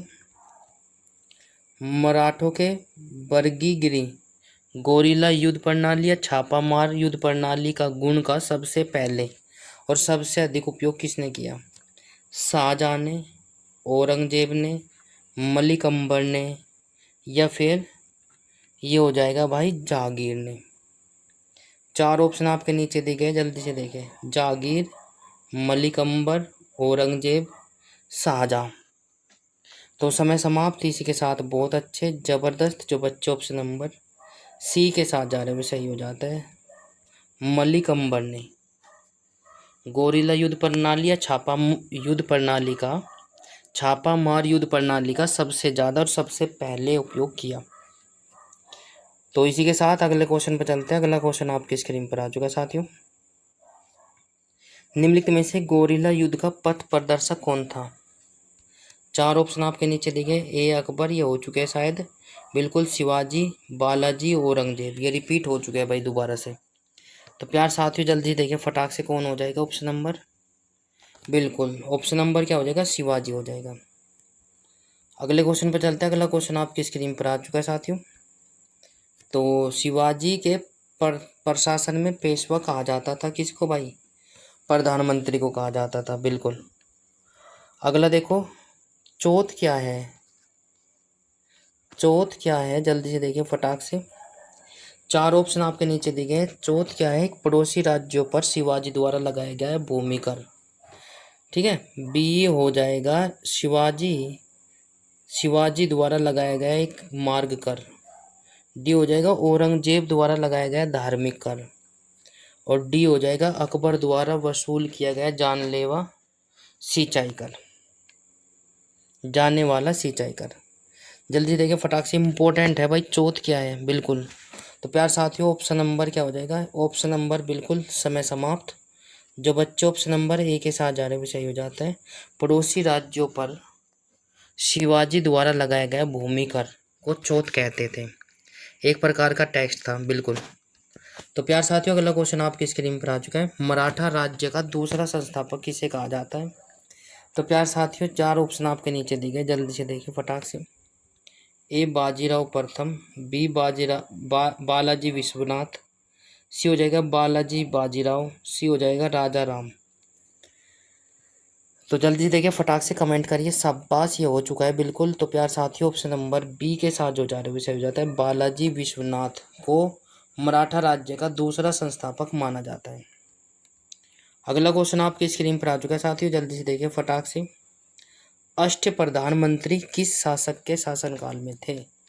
मोस्ट मोस्ट मोस्ट इम्पोर्टेंट है भाई, बिल्कुल। तो प्यार साथियों, जल्दी से देखिए, अष्ट प्रधानमंत्री किस शासक के शासनकाल में थे? तो प्यार साथियों, समय समाप्त इसी के साथ। बहुत अच्छे, 4 ऑप्शन आपके नीचे दिए गए, अकबर, शिवाजी, कृष्णदेव राय, टीपू सुल्तान। अष्ट प्रधानमंत्री किस शासक के शासनकाल में थी? तो जल्दी देखिए फटाक से, समय समाप्त इसी के साथ। बहुत अच्छे, ऑप्शन नंबर सी बी के साथ जो जा रहे हैं सही हो जाता है, शिवाजी, राइट। अगला क्वेश्चन आपकी स्क्रीन पर आ चुका साथियों। शिवाजी के राजनीतिक गुरु एवं संरक्षक कौन थे? Most important. शिवाजी के राजनीतिक गुरु व संरक्षक कौन थे? ए दादाजी कोंडदेव, बी सामर्थ रामदास, सी हो जाएगा शाहजी भोसले, और डी हो जाएगा इनमें से कोई नहीं। मोस्ट इम्पोर्टेंट क्वेश्चन है भाई। शिवाजी के राजनीतिक गुरु एवं संरक्षक कौन थे? जल्दी से बताइए फटाक से। शाबाश, जितने बच्चे हमारे आंसर ऑप्शन नंबर ए के साथ जा रहे हुए सही हो जाता है, दादाजी गोंडदेव जो है शिवाजी के राजनीतिक गुरु व संरक्षक माना जाता है या कहा जाता है, बिल्कुल। अगला क्वेश्चन आपकी स्क्रीन पर आ चुका है साथियों। दास बोध के रचनाकार बताइए। ए समर्थक दास रामदास, बी तुलसीदास, सी सूरदास, डी कबीरदास। बिल्कुल कमेंट करिए। शाबाश, कमेंट आने स्टार्ट हो चुके हैं, बहुत अच्छे, इम्पोर्टेंट पर्सन है भाई। दास बोध के रचनाकार कौन है, कमेंट करिए। समय समाप्त इसी के साथ। बहुत अच्छे, जो बच्चे ऑप्शन नंबर ए के साथ जा रहे हुए सही हो जाते हैं। दास बोध के रचनाकार जो है समर्थ दास जी है, रामदास है, समर्थ रामदास। तो प्यारे साथी, आज के हमारे कुछ महत्वपूर्ण क्वेश्चन थे। क्लास कैसी लगी कमेंट बॉक्स में ज़रूर बताएं। लाइक शेयर कमेंट्स और चैनल को सब्सक्राइब जरूर कर ले, और घंटे का बटन अवश्य दबाएं ताकि आपको समय पर नोटिफिकेशन मिलता रहे। सरंजामी प्रथा किससे संबंधित है? 4 ऑप्शन आपके नीचे दिए गए। यदि कोई मिस्टेक हो जाती है तो प्लीज़ आप लोग कमेंट बॉक्स में ज़रूर लिखें। कोई मिस्टेक नहीं भाई, आप लोग बिल्कुल बहुत ही डीपली पढ़ते हैं। मैं प्रत्येक बच्चे को जानता हूँ, क्योंकि सभी बच्चे जो एक्टिव रहते हैं। छोटी सी मिस्टेक होती है सर, कमेंट करते हैं। यही तो हमारे चैनल की खास बात है कि आपको अपना पूरा अधिकार दिया गया है, राइट। तो प्यारे साथियों, सरंजामी प्रथा किससे संबंधित है? 4 ऑप्शन आपके नीचे दिए गए। मराठा भू राजस्व व्यवस्था, कुतुबशाही प्रशासन, तालुकदारी प्रथा, या इनमें से कोई नहीं। 4 ऑप्शन आपके नीचे दिए गए। सरंजामी प्रथा किससे संबंधित है, कमेंट करिए। समय समाप्त इसी के साथ। ऑप्शन नंबर ए के साथ जो जा रहे हैं सही हो जाता है।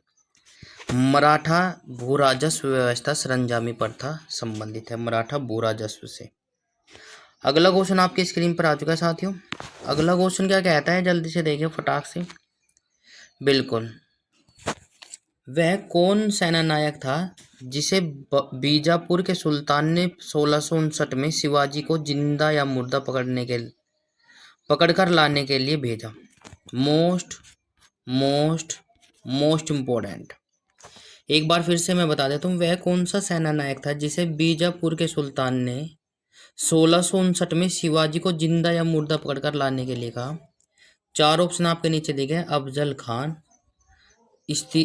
साइता खां, सैयद बांदा और इनायत खां।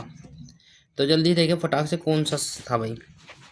कौन सेना नायक था जिसने बीजापुर के सुल्तानियों से शिवाजी को जिंदा या मुर्दा पकड़ कर लाने के लिए कहा था?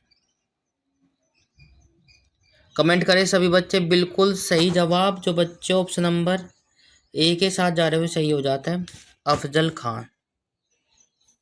बिल्कुल। इसी के साथ क्वेश्चन नंबर नेक्स्ट आपकी स्क्रीन पर आ चुका है साथियों। क्वेश्चन नंबर नेक्स्ट क्या कहता है?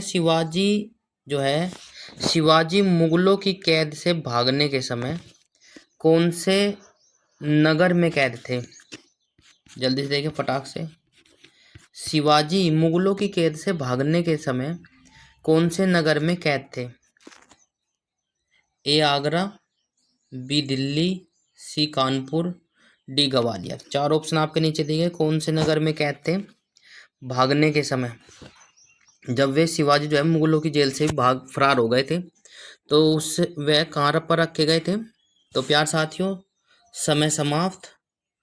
ऑप्शन नंबर ए के साथ जो जा रहे हो सही हो जाता है, आगरा। अगला क्वेश्चन आपकी स्क्रीन पर आ चुका है साथियों। अगला क्वेश्चन क्या कहता है?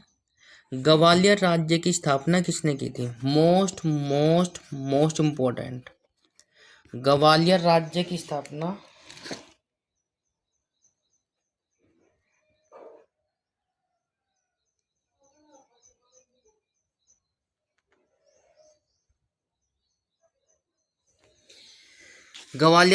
स्थापना आंसर आने स्टार्ट हो चुके हैं। शाबाश। बाजीराव सिंधिया या फिर महादजी सिंधिया, जीवाराव सिंधिया, माधवराव सिंधिया। जल्दी देखिए फटाक से। ग्वालियर राज्य की स्थापना किसने की थी? कमेंट करिए। शाबाश। कमेंट बॉक्स में कमेंट करें। बिल्कुल बिल्कुल आज स्क्रीन पर आ चुका है। जो बच्चे सी के साथ जा रहे हुए सही हो जाते हैं। जीवाजी राव सिंधिया ने ग्वालियर राज्य की स्थापना की थी। जीवाजी राव सिंधिया ने ग्वालियर राज्य की स्थापना की थी। अगला क्वेश्चन आपकी स्क्रीन पर आ चुका है। एक इतिहासकार ने पानीपत की तीसरी लड़ाई को स्वयं देखा, वह कौन था? वह कौन सा इतिहासकार है जिसने पानीपत की लड़ाई को अपने आंखों देखा हाल बताया है भाई? तो प्यार साथियों चार ऑप्शन आपके नीचे दिए गए। ए काशीराज पंडित, बी दत्ताजी पिंगले, सी हरचरण दास, डी खाफी खान। जल्दी से बताएं फटाक से कौन सा ऑप्शन सही हो जाएगा। कौन से इतिहासकार है जिन्होंने पानीपत की लड़ाई जो है स्वयं देखा, वह कौन था? समय समाप्त। इसी के साथ बहुत अच्छे। काशीराज पंडित ने जो है पानीपत की तीसरी लड़ाई स्वयं देखी थी। तो कौन सा ऑप्शन सही हो जाएगा? जल्दी से देखिए फटाक से। बिल्कुल। तो प्यारे साथियों यदि आपको क्लास अच्छी लगे तो क्लास को लाइक शेयर कमेंट्स और चैनल को सब्सक्राइब जरूर कर लें। बेल आइकन अवश्य प्रेस करें ताकि आपको समय पर नोटिफिकेशन मिलता रहे। क्वेश्चन नंबर नेक्स्ट क्या कहता है? शिवाजी का जन्म कहाँ हुआ था? इससे पहले ये बताएं तीसरी लड़ाई किस किस के बीच हुई थी और कब हुई थी? ठीक है। शिवाजी का जन्म कहाँ हुआ था? चार ऑप्शन आपके नीचे गए। पन्हाला दुर्ग में, रायगढ़ दुर्ग में, शिवनेर के दुर्ग में और डीन में से कोई नहीं। शिवाजी का जन्म कहाँ हुआ था? कमेंट करिए। शाबाश। तो प्यार साथियों आंसर आपकी स्क्रीन पर आ चुका है। समय समाप्त। शिवनेर के दुर्ग में शिवाजी का जन्म हुआ था। Option number C. अगला क्वेश्चन आपकी स्क्रीन पर आ चुका है साथियों। जल्दी से देखिए फटाक से। शिवाजी औरंगजेब के आगरा दरबार में कब उपस्थित हुए? शिवाजी औरंगजेब के आगरा दरबार में कब उपस्थित हुए? 1666 में, 1667 में, 1664 में या 1665 में? जल्दी बताएं फटाक से। शिवाजी औरंगजेब के आगरा दरबार में कब उपस्थित हुए थे? कमेंट करें भाई। तो समय समाप्त। इसी के साथ आंसर आपकी स्क्रीन पर आ चुका है। 1666 ईस्वी में शिवाजी औरंगजेब के आगरा दरबार में उपस्थित हुए थे। ऑप्शन नंबर ए के साथ जो जा रहे हुए सही हो जाता है। बिल्कुल। इसी के साथ क्वेश्चन नंबर नेक्स्ट आपकी स्क्रीन पर आया। शिवाजी के बाद मराठा शासन को निम्नलिखित में से किसने सरल और कारागार बनाया? शिवाजी संभाजी के बाद मराठा शासन को निम्नलिखित में से किसने सरल और कारागार बनाया? ए बालाजी विश्वनाथ, सी गंगाबाई, सी नानाजी देशमुख, डी हो जाएगा राजा राम। संभाजी के बाद मराठा शासन को किसने सरल और कारागार बनाया? चार ऑप्शन आपके नीचे दिए गए। इसी के साथ समय समाप्त। जो बच्चे ऑप्शन नंबर ए के साथ जा रहे हुए सही हो जाता है, बालाजी विश्वनाथ ने संभाजी के बाद मराठा शासन को सरल और कारागार बनाया था, बालाजी विश्वनाथ ने। अगला क्वेश्चन आपकी स्क्रीन पर आ चुका है साथियों। शिवाजी के अष्टप्रधान का जो सदस्य विदेशी मामलों को देख रेख करता था वह कौन था? शिवाजी के अष्टप्रधान का जो सदस्य विदेशी मामलों की देख रेख करता था वह कौन था? ए सचिव, बी पंडित राव, सी सुमनत, डी पेशवा। जल्दी से बताइए फटाक से। मोस्ट इंपोर्टेंट क्वेश्चन है। शिवाजी के अष्टप्रधान थे। किसके शासनकाल में अष्टप्रधान थे भाई? शिवाजी के। और जो सदस्य विदेशी मामलों की देखरेख करता था वह कौन था? तो आंसर आपकी स्क्रीन पर आ चुका है। समय समाप्त। जो बच्चे ऑप्शन नंबर सी के साथ जा रहे हो सही हो जाता है, सुमनत। सुमनत जो है शिवाजी का अष्टप्रधानों में से एक था और यह विदेशी मामलों की देखरेख करता था। अगला क्वेश्चन आपकी स्क्रीन पर आ चुका है साथियों। शिवाजी को राजा की उपाधि किसने प्रदान की? Most important. शिवाजी को राजा की उपाधि किसने प्रदान की? चार ऑप्शन आपके नीचे दिए गए। अहमदनगर के शासक ने, औरंगजेब ने, महाराजा जयसिंह ने, या फिर बीजापुर के शासक ने सॉरी। तो प्यार साथियों एक बार फिर से, अहमदनगर के शासक ने, औरंगजेब ने, महाराजा जयसिंह ने, या बीजापुर के शासक ने शिवाजी को राजा की उपाधि किसने दी थी? कमेंट करिए। तो प्यार साथियों समय समाप्त। जो बच्चे ऑप्शन नंबर बी के साथ जा रहे हो सही हो जाता है। शिवाजी को राजा की उपाधि जो दी थी औरंगजेब ने दी थी। किसने दी थी? औरंगजेब ने। बिल्कुल। अगला क्वेश्चन आपकी स्क्रीन पर आ चुका है साथियों। अगला क्वेश्चन क्या कहता है, जल्दी से देखिए। शिवाजी ने कब छत्रपति की उपाधि धारण कर अपना राज्याभिषेक करवाया? शिवाजी ने कब छत्रपति की उपाधि धारण कर अपना राज्याभिषेक करवाया? ए जून 1675 में, बी अप्रैल 1680 में, सी जून 1674 में, और डी अप्रैल 1665 में।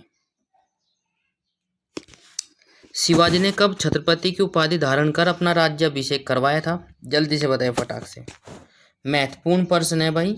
बिल्कुल। समय समाप्त। इसी के साथ बहुत अच्छे। सभी बच्चे ऑप्शन नंबर सी के साथ जा रहे हैं वो सही हो जाता है। जून 1674 में शिवाजी ने छत्रपति की उपाधि धारण कर राज्याभिषेक करवाया था, 1674 में। अगला क्वेश्चन आपकी स्क्रीन पर आ चुका है साथियों। काशी के किस प्रसिद्ध विद्वान ने शिवाजी का राज्याभिषेक करवाया? काशी के किस प्रसिद्ध विद्वान ने शिवाजी का राज्याभिषेक करवाया? चार ऑप्शन आपके नीचे दिए गए। श्री विश्वनाथ शर्मा, बी गुरु रामदास, सी श्री विश्वेश्वर जी गागा भट्ट, और डी इनमें से कोई नहीं। काशी के किस प्रसिद्ध विद्वान ने शिवाजी का राज्याभिषेक करवाया था? चार ऑप्शन है। मोस्ट इम्पोर्टेंट दिया गया क्वेश्चन, तो आप लोग बताइए जल्दी से। तो प्यार साथियों काशी के किस प्रसिद्ध विद्वान ने अभिषेक करवाया था शिवाजी जी का? तो जल्दी देखिए फटाक से। आंसर आपकी स्क्रीन पर आ चुका है। श्री विश्वेश्वर जी गंगा भट्ट ने काशी के विद्वान थे ये, जिन्होंने शिवाजी का राज्याभिषेक करवाया था। बिल्कुल। अगला क्वेश्चन आपकी स्क्रीन पर आ चुका है साथियों। शिवाजी से संबंधित यदि कोई भी क्वेश्चन आता है तो आप लोग एग्जाम से पहले पढ़कर जरूर जाए। बिल्कुल। शिवाजी का अंतिम सैन्य अभियान कौन सा था? शिवाजी का अंतिम सैन्य अभियान था चार ऑप्शन आपके नीचे दिए गए। ए जंजीरा के सिंधियों के विरुद्ध अभियान, बी गोंडा का अभियान, सी सलेहर का अभियान, डी कर्नाटक का अभियान। ये सारे अभियान जो है शिवाजी ने चलाए थे। तो इनमें से एक है भाई शिवाजी का अंतिम सैन्य अभ्यास। तो प्यार साथियों समय समाप्त। इसी के साथ बहुत अच्छे जो बच्चे ऑप्शन नंबर डी के साथ जा रहे हैं वो सही हो जाता है, कर्नाटक अभियान। नेक्स्ट क्वेश्चन आपकी स्क्रीन पर आ चुका है साथियों। नेक्स्ट क्वेश्चन क्या कहता है जल्दी से देखिए। शिवाजी को पहाड़ी चुआ व साहसी डाकू की संज्ञा किसने दी थी? Most most most important. Shivaji को पहाड़ी चुआ या साहसी डाकू की संज्ञा किसने दी थी? ए औरंगजेब, बी अफजल खां, सी जयसिंह, डी इनमें से कोई नहीं। शिवाजी को पहाड़ी चुआ व साहसी डाकू की संज्ञा किसने दी? कमेंट करे भाई। तो प्यार साथियों आंसर आपकी स्क्रीन पर आ चुका है, औरंगजेब। औरंगजेब ने ही इनको राजा की उपाधि दी थी और फिर बाद में पहाड़ी चुआ व साहसी डाकू की संज्ञा भी औरंगजेब ने ही दी थी। राइट। इसी के साथ क्वेश्चन नंबर नेक्स्ट आपकी स्क्रीन पर आ चुका है साथियों। उम्मीद करता हूँ कि वॉइस और वीडियो क्लियरिटी अच्छे से आ रही होगी और आपको क्लास भी अच्छी लग रही होगी। तो शिवाजी के रामय में अष्टप्रधान कहा जाता था? शिवाजी के समय में अष्टप्रधान कहा जाता था। ए शिवाजी के 8 महत्वपूर्ण सलाहकारों को, एंड 8 मंत्रियों की एक परिषद को, एंड 8 सर्वाधिक बहादुर सैनिकों को जो शिवाजी के अंगरक्षक होते थे, एंड 8 विद्वानों की सभा को। जल्दी से बताएं फटाक से। शिवाजी के समय में अष्टप्रधान किसे कहा जाता था? 4 ऑप्शन आपके नीचे दिए गए हैं। बिल्कुल समय समाप्त। इसी के साथ आंसर आपकी स्क्रीन पर आ चुका है। शिवाजी के समय में अष्टप्रधान जो है 8 मंत्रियों की एक परिषद को कहा जाता था। 8 मंत्रियों की परिषद को अष्टप्रधान कहा जाता था। 4 ऑप्शन आपके नीचे दिए गए, जल्दी से देखिए फटाक से। सर ए नौवत का अर्थ क्या है? सर ए नौवत का अर्थ बताना है। ए विदेश मंत्री, बी गृह मंत्री, सी सेनापति, डी धर्म मंत्री। सर ए नौवत का अर्थ बताना है। आप लोगों को जितने भी साथी जितने भी दोस्त हमारे साथ जुड़े हैं जल्दी से कमेंट करें।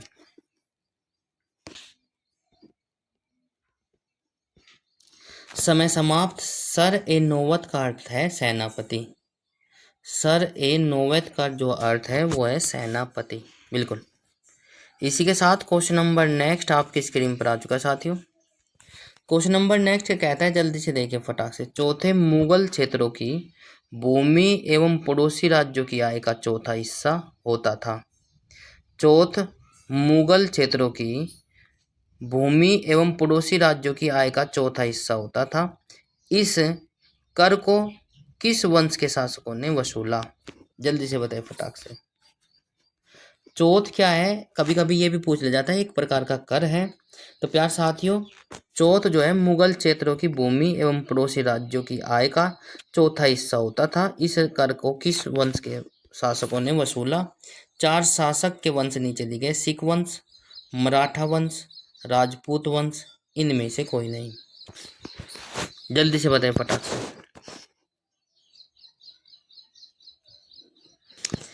तो समय समाप्त। इसी के साथ बहुत अच्छे जो ऑप्शन नंबर बी के साथ जा रहे हुए सही हो जाता है।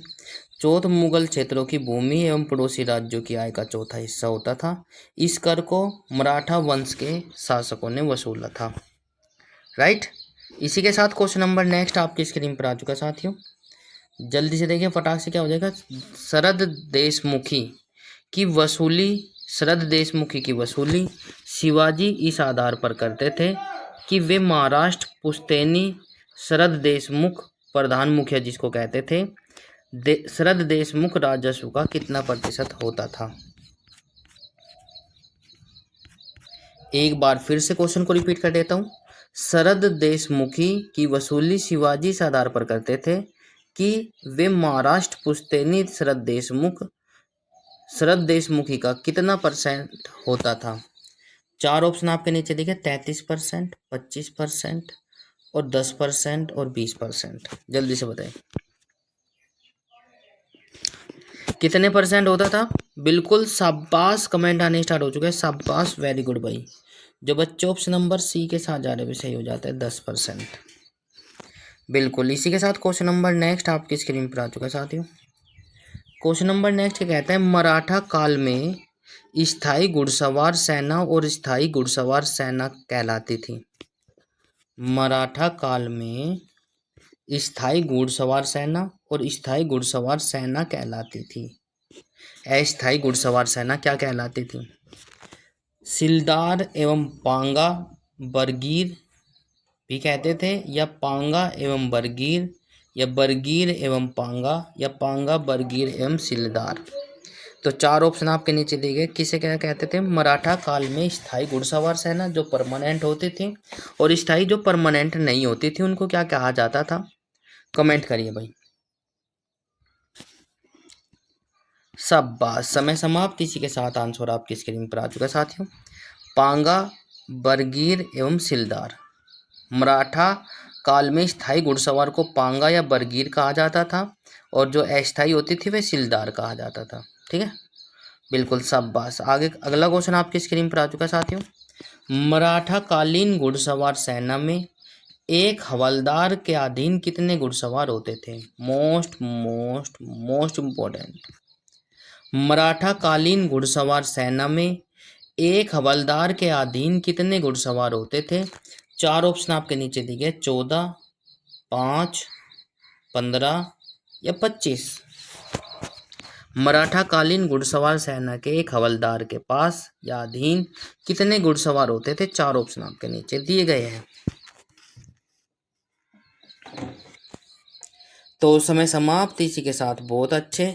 तो उनके पास 25 घुड़सवार होते थे, जो ऑप्शन नंबर डी के साथ जा रहे वैसे ही हो जाता है।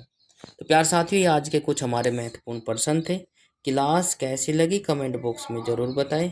लाइक शेयर कमेंट्स और चैनल को सब्सक्राइब जरूर कर लें, और घंटे का बटन अवश्य दबाएं ताकि आपको समय पर नोटिफिकेशन मिलता रहे। आप सभी का प्यार और सपोर्ट हमारे लिए बहुमूल्य है। उम्मीद करता हूँ कि आपका प्यार और सपोर्ट आगे भी इसी प्रकार से आ चुका है। प्यार साथियों, मराठा कालीन पैदल सेना में एक नायक के अधीन कितने पायक या पद सैनिक होते थे। जल्दी देखिए फटाक से। मराठा कालीन पैदल सेना में एक नायक के अधीन कितने पायक या पद सैनिक होते थे। चार ऑप्शन आपके नीचे दिए गए, ए 3, बी 4, सी 9, 6 और डी हो जाएगा 9। महत्वपूर्ण क्वेश्चन पहला ही।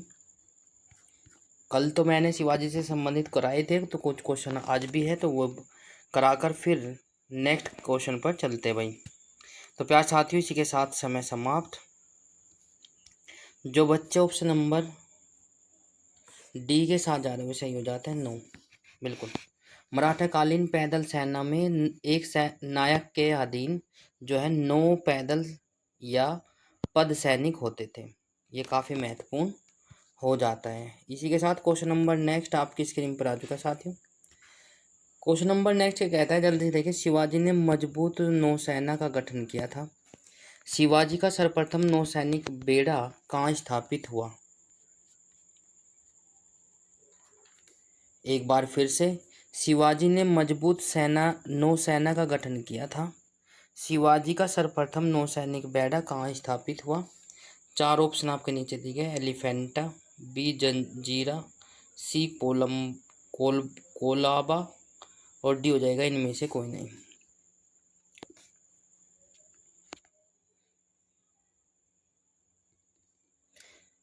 तो जल्दी से बताएं, समय समाप्त होता हुआ। बिल्कुल समय समाप्त। इसी के साथ जो बच्चे हमारे साथ जुड़े हुए हैं और जो बच्चे सी के साथ जा रहे हैं सही हो जाता है कोलाबा। शिवाजी ने मजबूत नौसेना का गठन किया था। शिवाजी का सर्वप्रथम नौसैनिक बेड़ा कहाँ स्थापित हुआ था।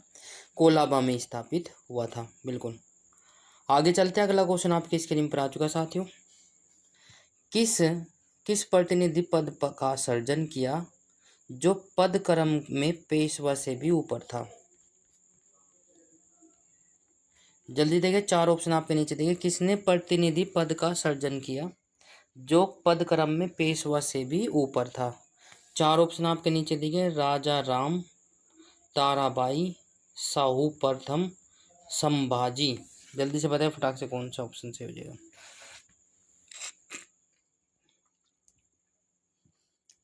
किसने प्रतिनिधि पद का सर्जन किया जो पद क्रम में पेशवा से भी ऊपर था? तो समय समाप्त होता हुआ इसी के साथ जल्दी से देखिए फटाक से। जितने साथी जितने दोस्त हमारे साथ जुड़ चुके हैं, बिल्कुल आप सभी का स्वागत करते हैं। ऑप्शन नंबर ए के साथ जो जा रहे हैं सही हो जाता है, राजा राम। ठीक है, बिल्कुल इसी के साथ क्वेश्चन नंबर नेक्स्ट आपकी स्क्रीन पर आ चुका है साथियों। क्या कहता है जल्दी से देखिए। शिवाजी के बाद क्रम से दूसरा छत्रपति और दूसरा पेशवा कौन था? शिवाजी के बाद क्रम से दूसरा छत्रपति और दूसरा शिवाजी कौन था पेशवा? चार ऑप्शन आपके नीचे दिए गए। साहू एवं धनंजय यादव, बी हो जाएगा संभाजी एवं कवि कलश, सी हो जाएगा राजा राम एवं रामचंद्र पंत, एंड डी हो जाएगा इनमें से कोई नहीं। तो जल्दी से कमेंट करें और बताइए कौन सा ऑप्शन सही हो जाएगा।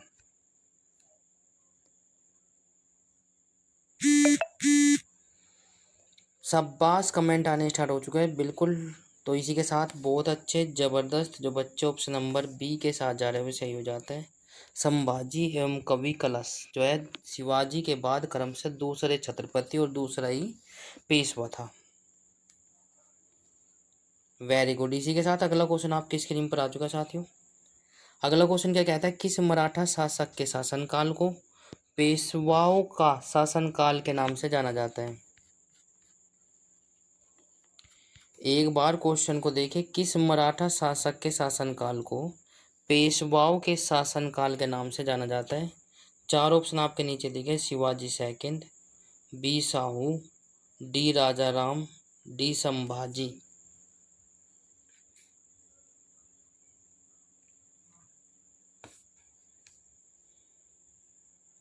जल्दी से बताइए जितने साथी हमारे साथ जुड़ चुके हैं। समय समाप्त। बिल्कुल सही जवाब जो बच्चे ऑप्शन नंबर बी के साथ जा रहे हैं वो सही हो जाता है, साहू। क्वेश्चन को एक बार दोबारा से रिपीट कर देता हूँ। किस मराठा शासक के शासनकाल को पेशवाओं का शासनकाल के नाम से जाना जाता है? तो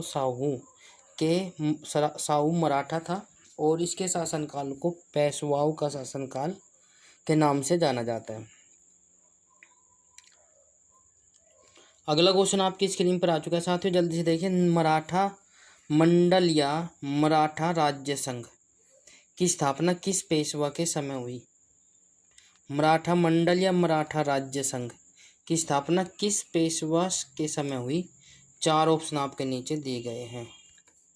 चार ऑप्शन कुछ इस प्रकार से। बालाजी बाजीराव, बाजीराव प्रथम, बालाजी विश्वनाथ, एंड डी इनमें से कोई नहीं। मराठा मंडल या मराठा राज्य संघ की स्थापना किस पेशवा के समय हुई थी? तो जल्दी से देखिए फटाक से। समय समाप्त होता हुआ बहुत अच्छे जबरदस्त। तो प्यार साथियों ऑप्शन नंबर ए के साथ जो जा रहे हैं वो सही हो जाता है, बालाजी बाजीराव के पेशवा के समय मराठा मंडल या मराठा राज्य संघ की स्थापना हुई थी। अगला क्वेश्चन आपकी स्क्रीन पर आ चुका है साथियों। मराठा साम्राज्य की सबसे बहादुर महिला कौन थी? Most most most important. Maratha साम्राज्य की सबसे बहादुर महिला कौन थी? चार महिलाओं के नाम नीचे दिए गए। यूसुबाई, सईबाई, सोए रायबाई, ताराबाई। तो जल्दी देखिए चार ऑप्शन आपके नीचे दिए गए। कौन सा ऑप्शन सही हो जाएगा कमेंट करें। मराठा साम्राज्य की सबसे बहादुर महिला कौन थी? कमेंट करें।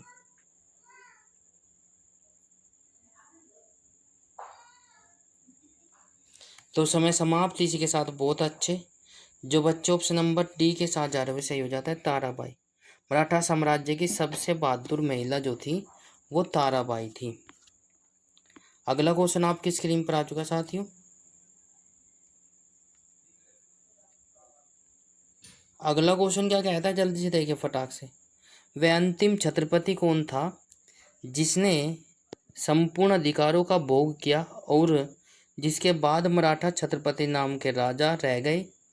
मराठा छत्रपति नाम के राजा रह गए और धीरे धीरे सारी शक्ति पेशवा में के हाथ चली गई।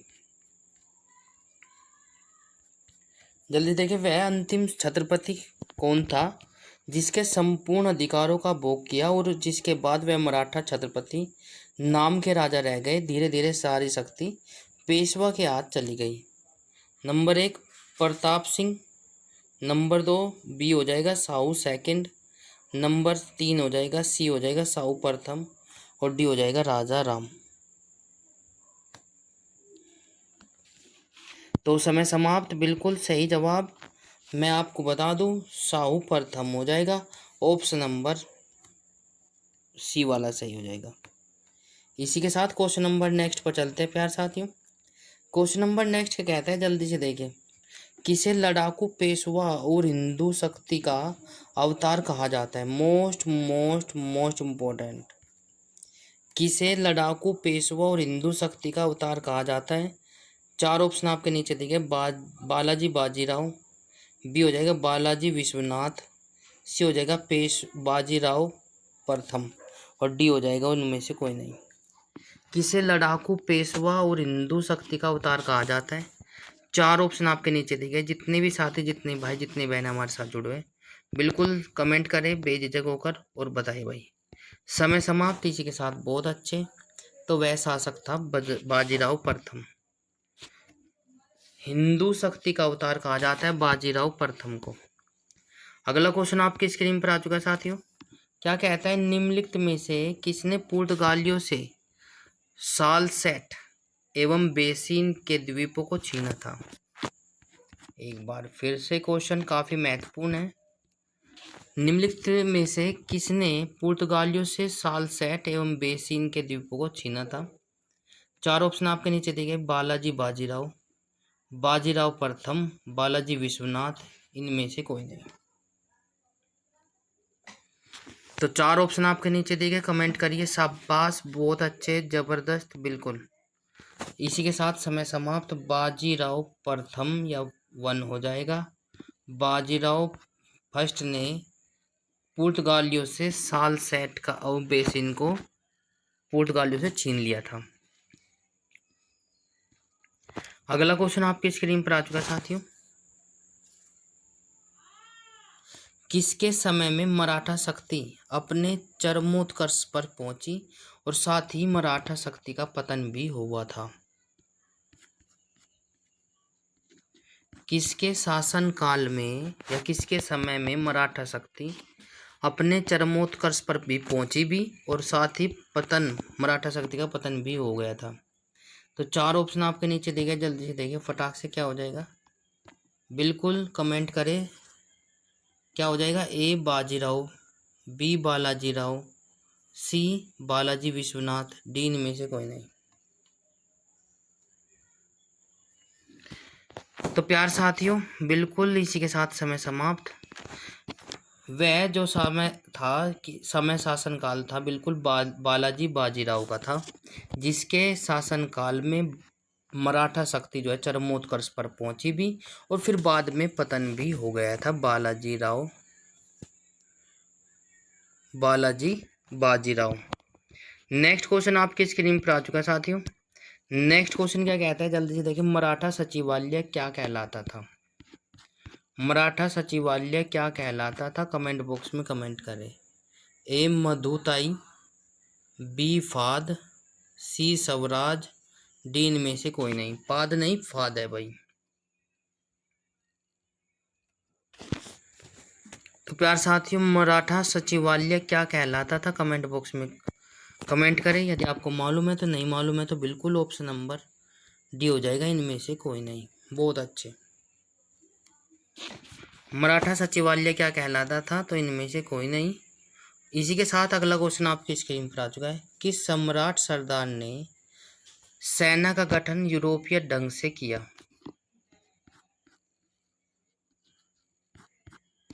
किस मराठा सरदार ने सेना का गठन यूरोपीय ढंग से किया था? 4 ऑप्शन आपके नीचे दिए। मल्हार राव होलकर, बी हो जाएगा रघुनाथ राव, या राघवा, रघुनाथ राव या राघवा। और सी हो जाएगा महदाजी सिंधिया। और डी इनमें से कोई नहीं।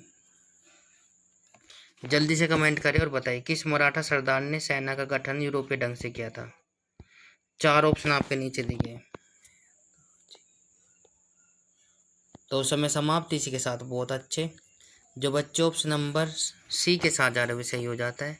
महदाजी सिंधिया जो एक मराठा सरदार ने सेना का गठन जो किया था वो यूरोपीय ढंग से किया था। अगला क्वेश्चन आपकी स्क्रीन पर आ चुका है साथियों, जल्दी से देखिए फटाक से। किसने कहा कि मराठे का उदय आकस्मिक अग्निकुंड की भांति है। मोस्ट इम्पोर्टेंट है। किसने कहा कि मराठा का उदय आकस्मिक अग्निकुंड की भांति है।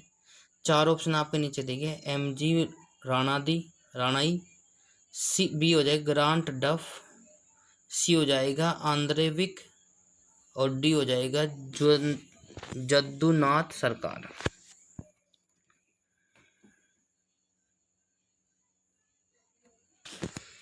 तो प्यार साथियों समय समाप्त होता हुआ बिल्कुल शाबाश। समय समाप्त इसी के साथ ऑप्शन नंबर क्या हो जाएगा, बी वाला सही हो जाएगा। ग्रांट डफ। मराठों का उदय आकस्मिक अग्निकुंड की बात ही हुआ, उसने कहा था ये बात।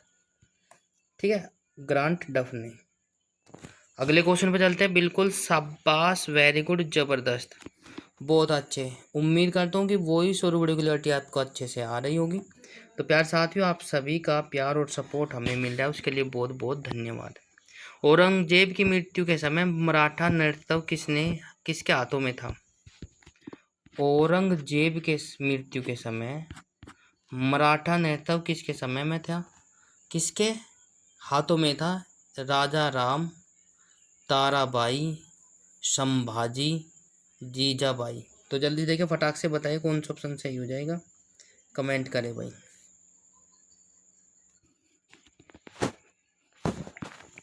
तो समय समाप्त इसी के साथ। बहुत अच्छे, जबरदस्त। जो बच्चे ऑप्शन नंबर बी के साथ जा रहे हो सही हो जाता है। औरंगजेब की मृत्यु के समय मराठा का नेतृत्व जो था ताराबाई के हाथ में था।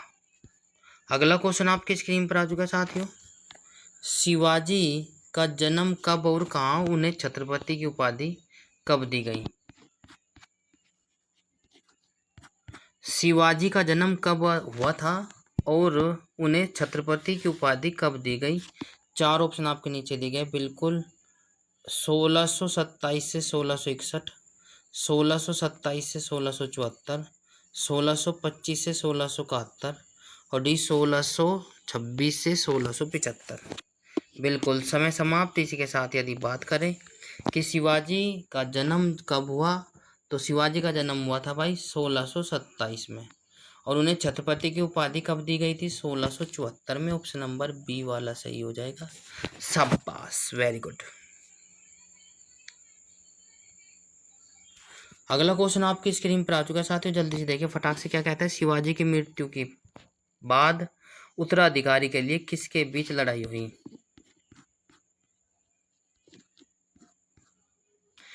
शिवाजी की मृत्यु के बाद उत्तराधिकारी के लिए किसके बीच लड़ाई हुई। 4 ऑप्शन आपके नीचे दिए। राजा राम और संभाजी, बी हो जाएगा संभाजी और बाजीराव, और भाई संभाजी और शिवाजी के विधवा। यह डी हो जाएगा, इनमें से कोई नहीं। तो प्यार साथियों समय समाप्त। शिवाजी की मृत्यु के बाद उत्तराधिकारी के लिए उनके बीच लड़ाई हुई। तो उसके बीच लड़ाई हुई कौन किस के बीच, राजा राम और संभाजी के बीच। राजा राम और संभाजी के बीच लड़ाई हुई थी। अगला क्वेश्चन आपकी स्क्रीन पर आ चुका है साथियों। पेशवाई को कब समाप्त किया गया है। पेशवाई को कब समाप्त किया गया है। ए 1858, बी 1802, सी 1891, डी 1818। पेशवाई को कब समाप्त किया गया, तो प्यार साथियों समय समाप्त इसी के साथ आपका आंसर आपकी स्क्रीन पर आ चुका है 1818। 1818 को पेशवाई का समाप्त किया गया था। तो प्यार साथियों, अगला क्वेश्चन आपकी स्क्रीन पर आ चुका है। बक्सर का युद्ध 1764 में अंग्रेजों सेना के नेतृत्व करने वाला था। ठीक है नहीं? तो बक्सर के युद्ध में 1764 में अंग्रेजी सेना का नेतृत्व करने वाला था। और हेक्टर मुनरो, कौन करने वाला था? Hector Munro, Charles Eyre Coote, Robert Clive, Warren Hastings. Option number D हो जाएगा। एक बार क्वेश्चन को दोबारा से रिपीट कर देता हूँ। बक्सर का युद्ध 1764 में अंग्रेजों की सेना का नेतृत्व करने वाला था। जब बक्सर का युद्ध हुआ था 1764 में, तो अंग्रेजों की तरफ से नेतृत्व किसने किया था? चार ऑप्शन आपके नीचे दिए गए। Hector Munro, Charles Eyre Coote, Robert Clive और डी हो जाएगा वारेन हेस्टिंग्स।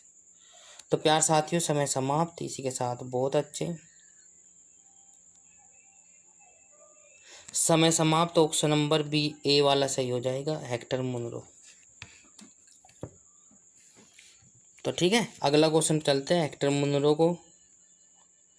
का नेतृत्व किया था भाई? हेक्टर मुनरो ने अंग्रेजों की सेना का नेतृत्व हेक्टर मुनरो ने किया था। अगला क्वेश्चन आपकी स्क्रीन पर है। बंगाल का वैध शासन कब से कब तक चला? बंगाल का वैध शासक कब से कब तक चला? चार ऑप्शन आपके नीचे दिखे। 1760 से 1793 तक, बी 1764 से 1793 तक, सी हो जाएगा 1767 से 1757 से 1767 तक, डी हो जाएगा 1765 से 1772 तक। तो प्यार साथियों, बिल्कुल समय समाप्त। इसी के साथ बिल्कुल ऑप्शन नंबर डी के साथ जो जा रहा है वो सही हो जाता है। 1765 से 1772 तक बंगाल का वैध शासन कब से कब तक रहा? वैध शासन रहा 1765 से 1772 तक रहा। ठीक है भाई। अगला क्वेश्चन चलने से पहले मैं आपको बता दूं, क्लास कैसी लगी कमेंट बॉक्स में ज़रूर बताएं। यदि आपको अच्छी लगी है तो लाइक शेयर कमेंट्स और चैनल को सब्सक्राइब जरूर कर ले। बेल आइकन अवश्य प्रेस करें ताकि आपको समय पर नोटिफिकेशन मिलता रहे। तो प्यार साथियों, क्लास कैसी लगी कमेंट बॉक्स में ज़रूर बताइए। आज के हमारे कुछ महत्वपूर्ण प्रश्न थे, तो मैं चाहता हूँ कि आप लोग क्लास को भरपूर मात्रा में ले, ज़्यादा से ज़्यादा। तो आज क्लास में इतना ही, मिलते हैं नेक्स्ट क्लास में कल इसी वक्त इसी समय। तो हंसते रहिए, मुस्कुराते रहिए और हमारे साथ पढ़ते रहिए। जब पढ़ेगा इंडिया तभी तो आगे बढ़ेगा इंडिया। जय हिंद, जय भारत, राम राम भाई सभी को।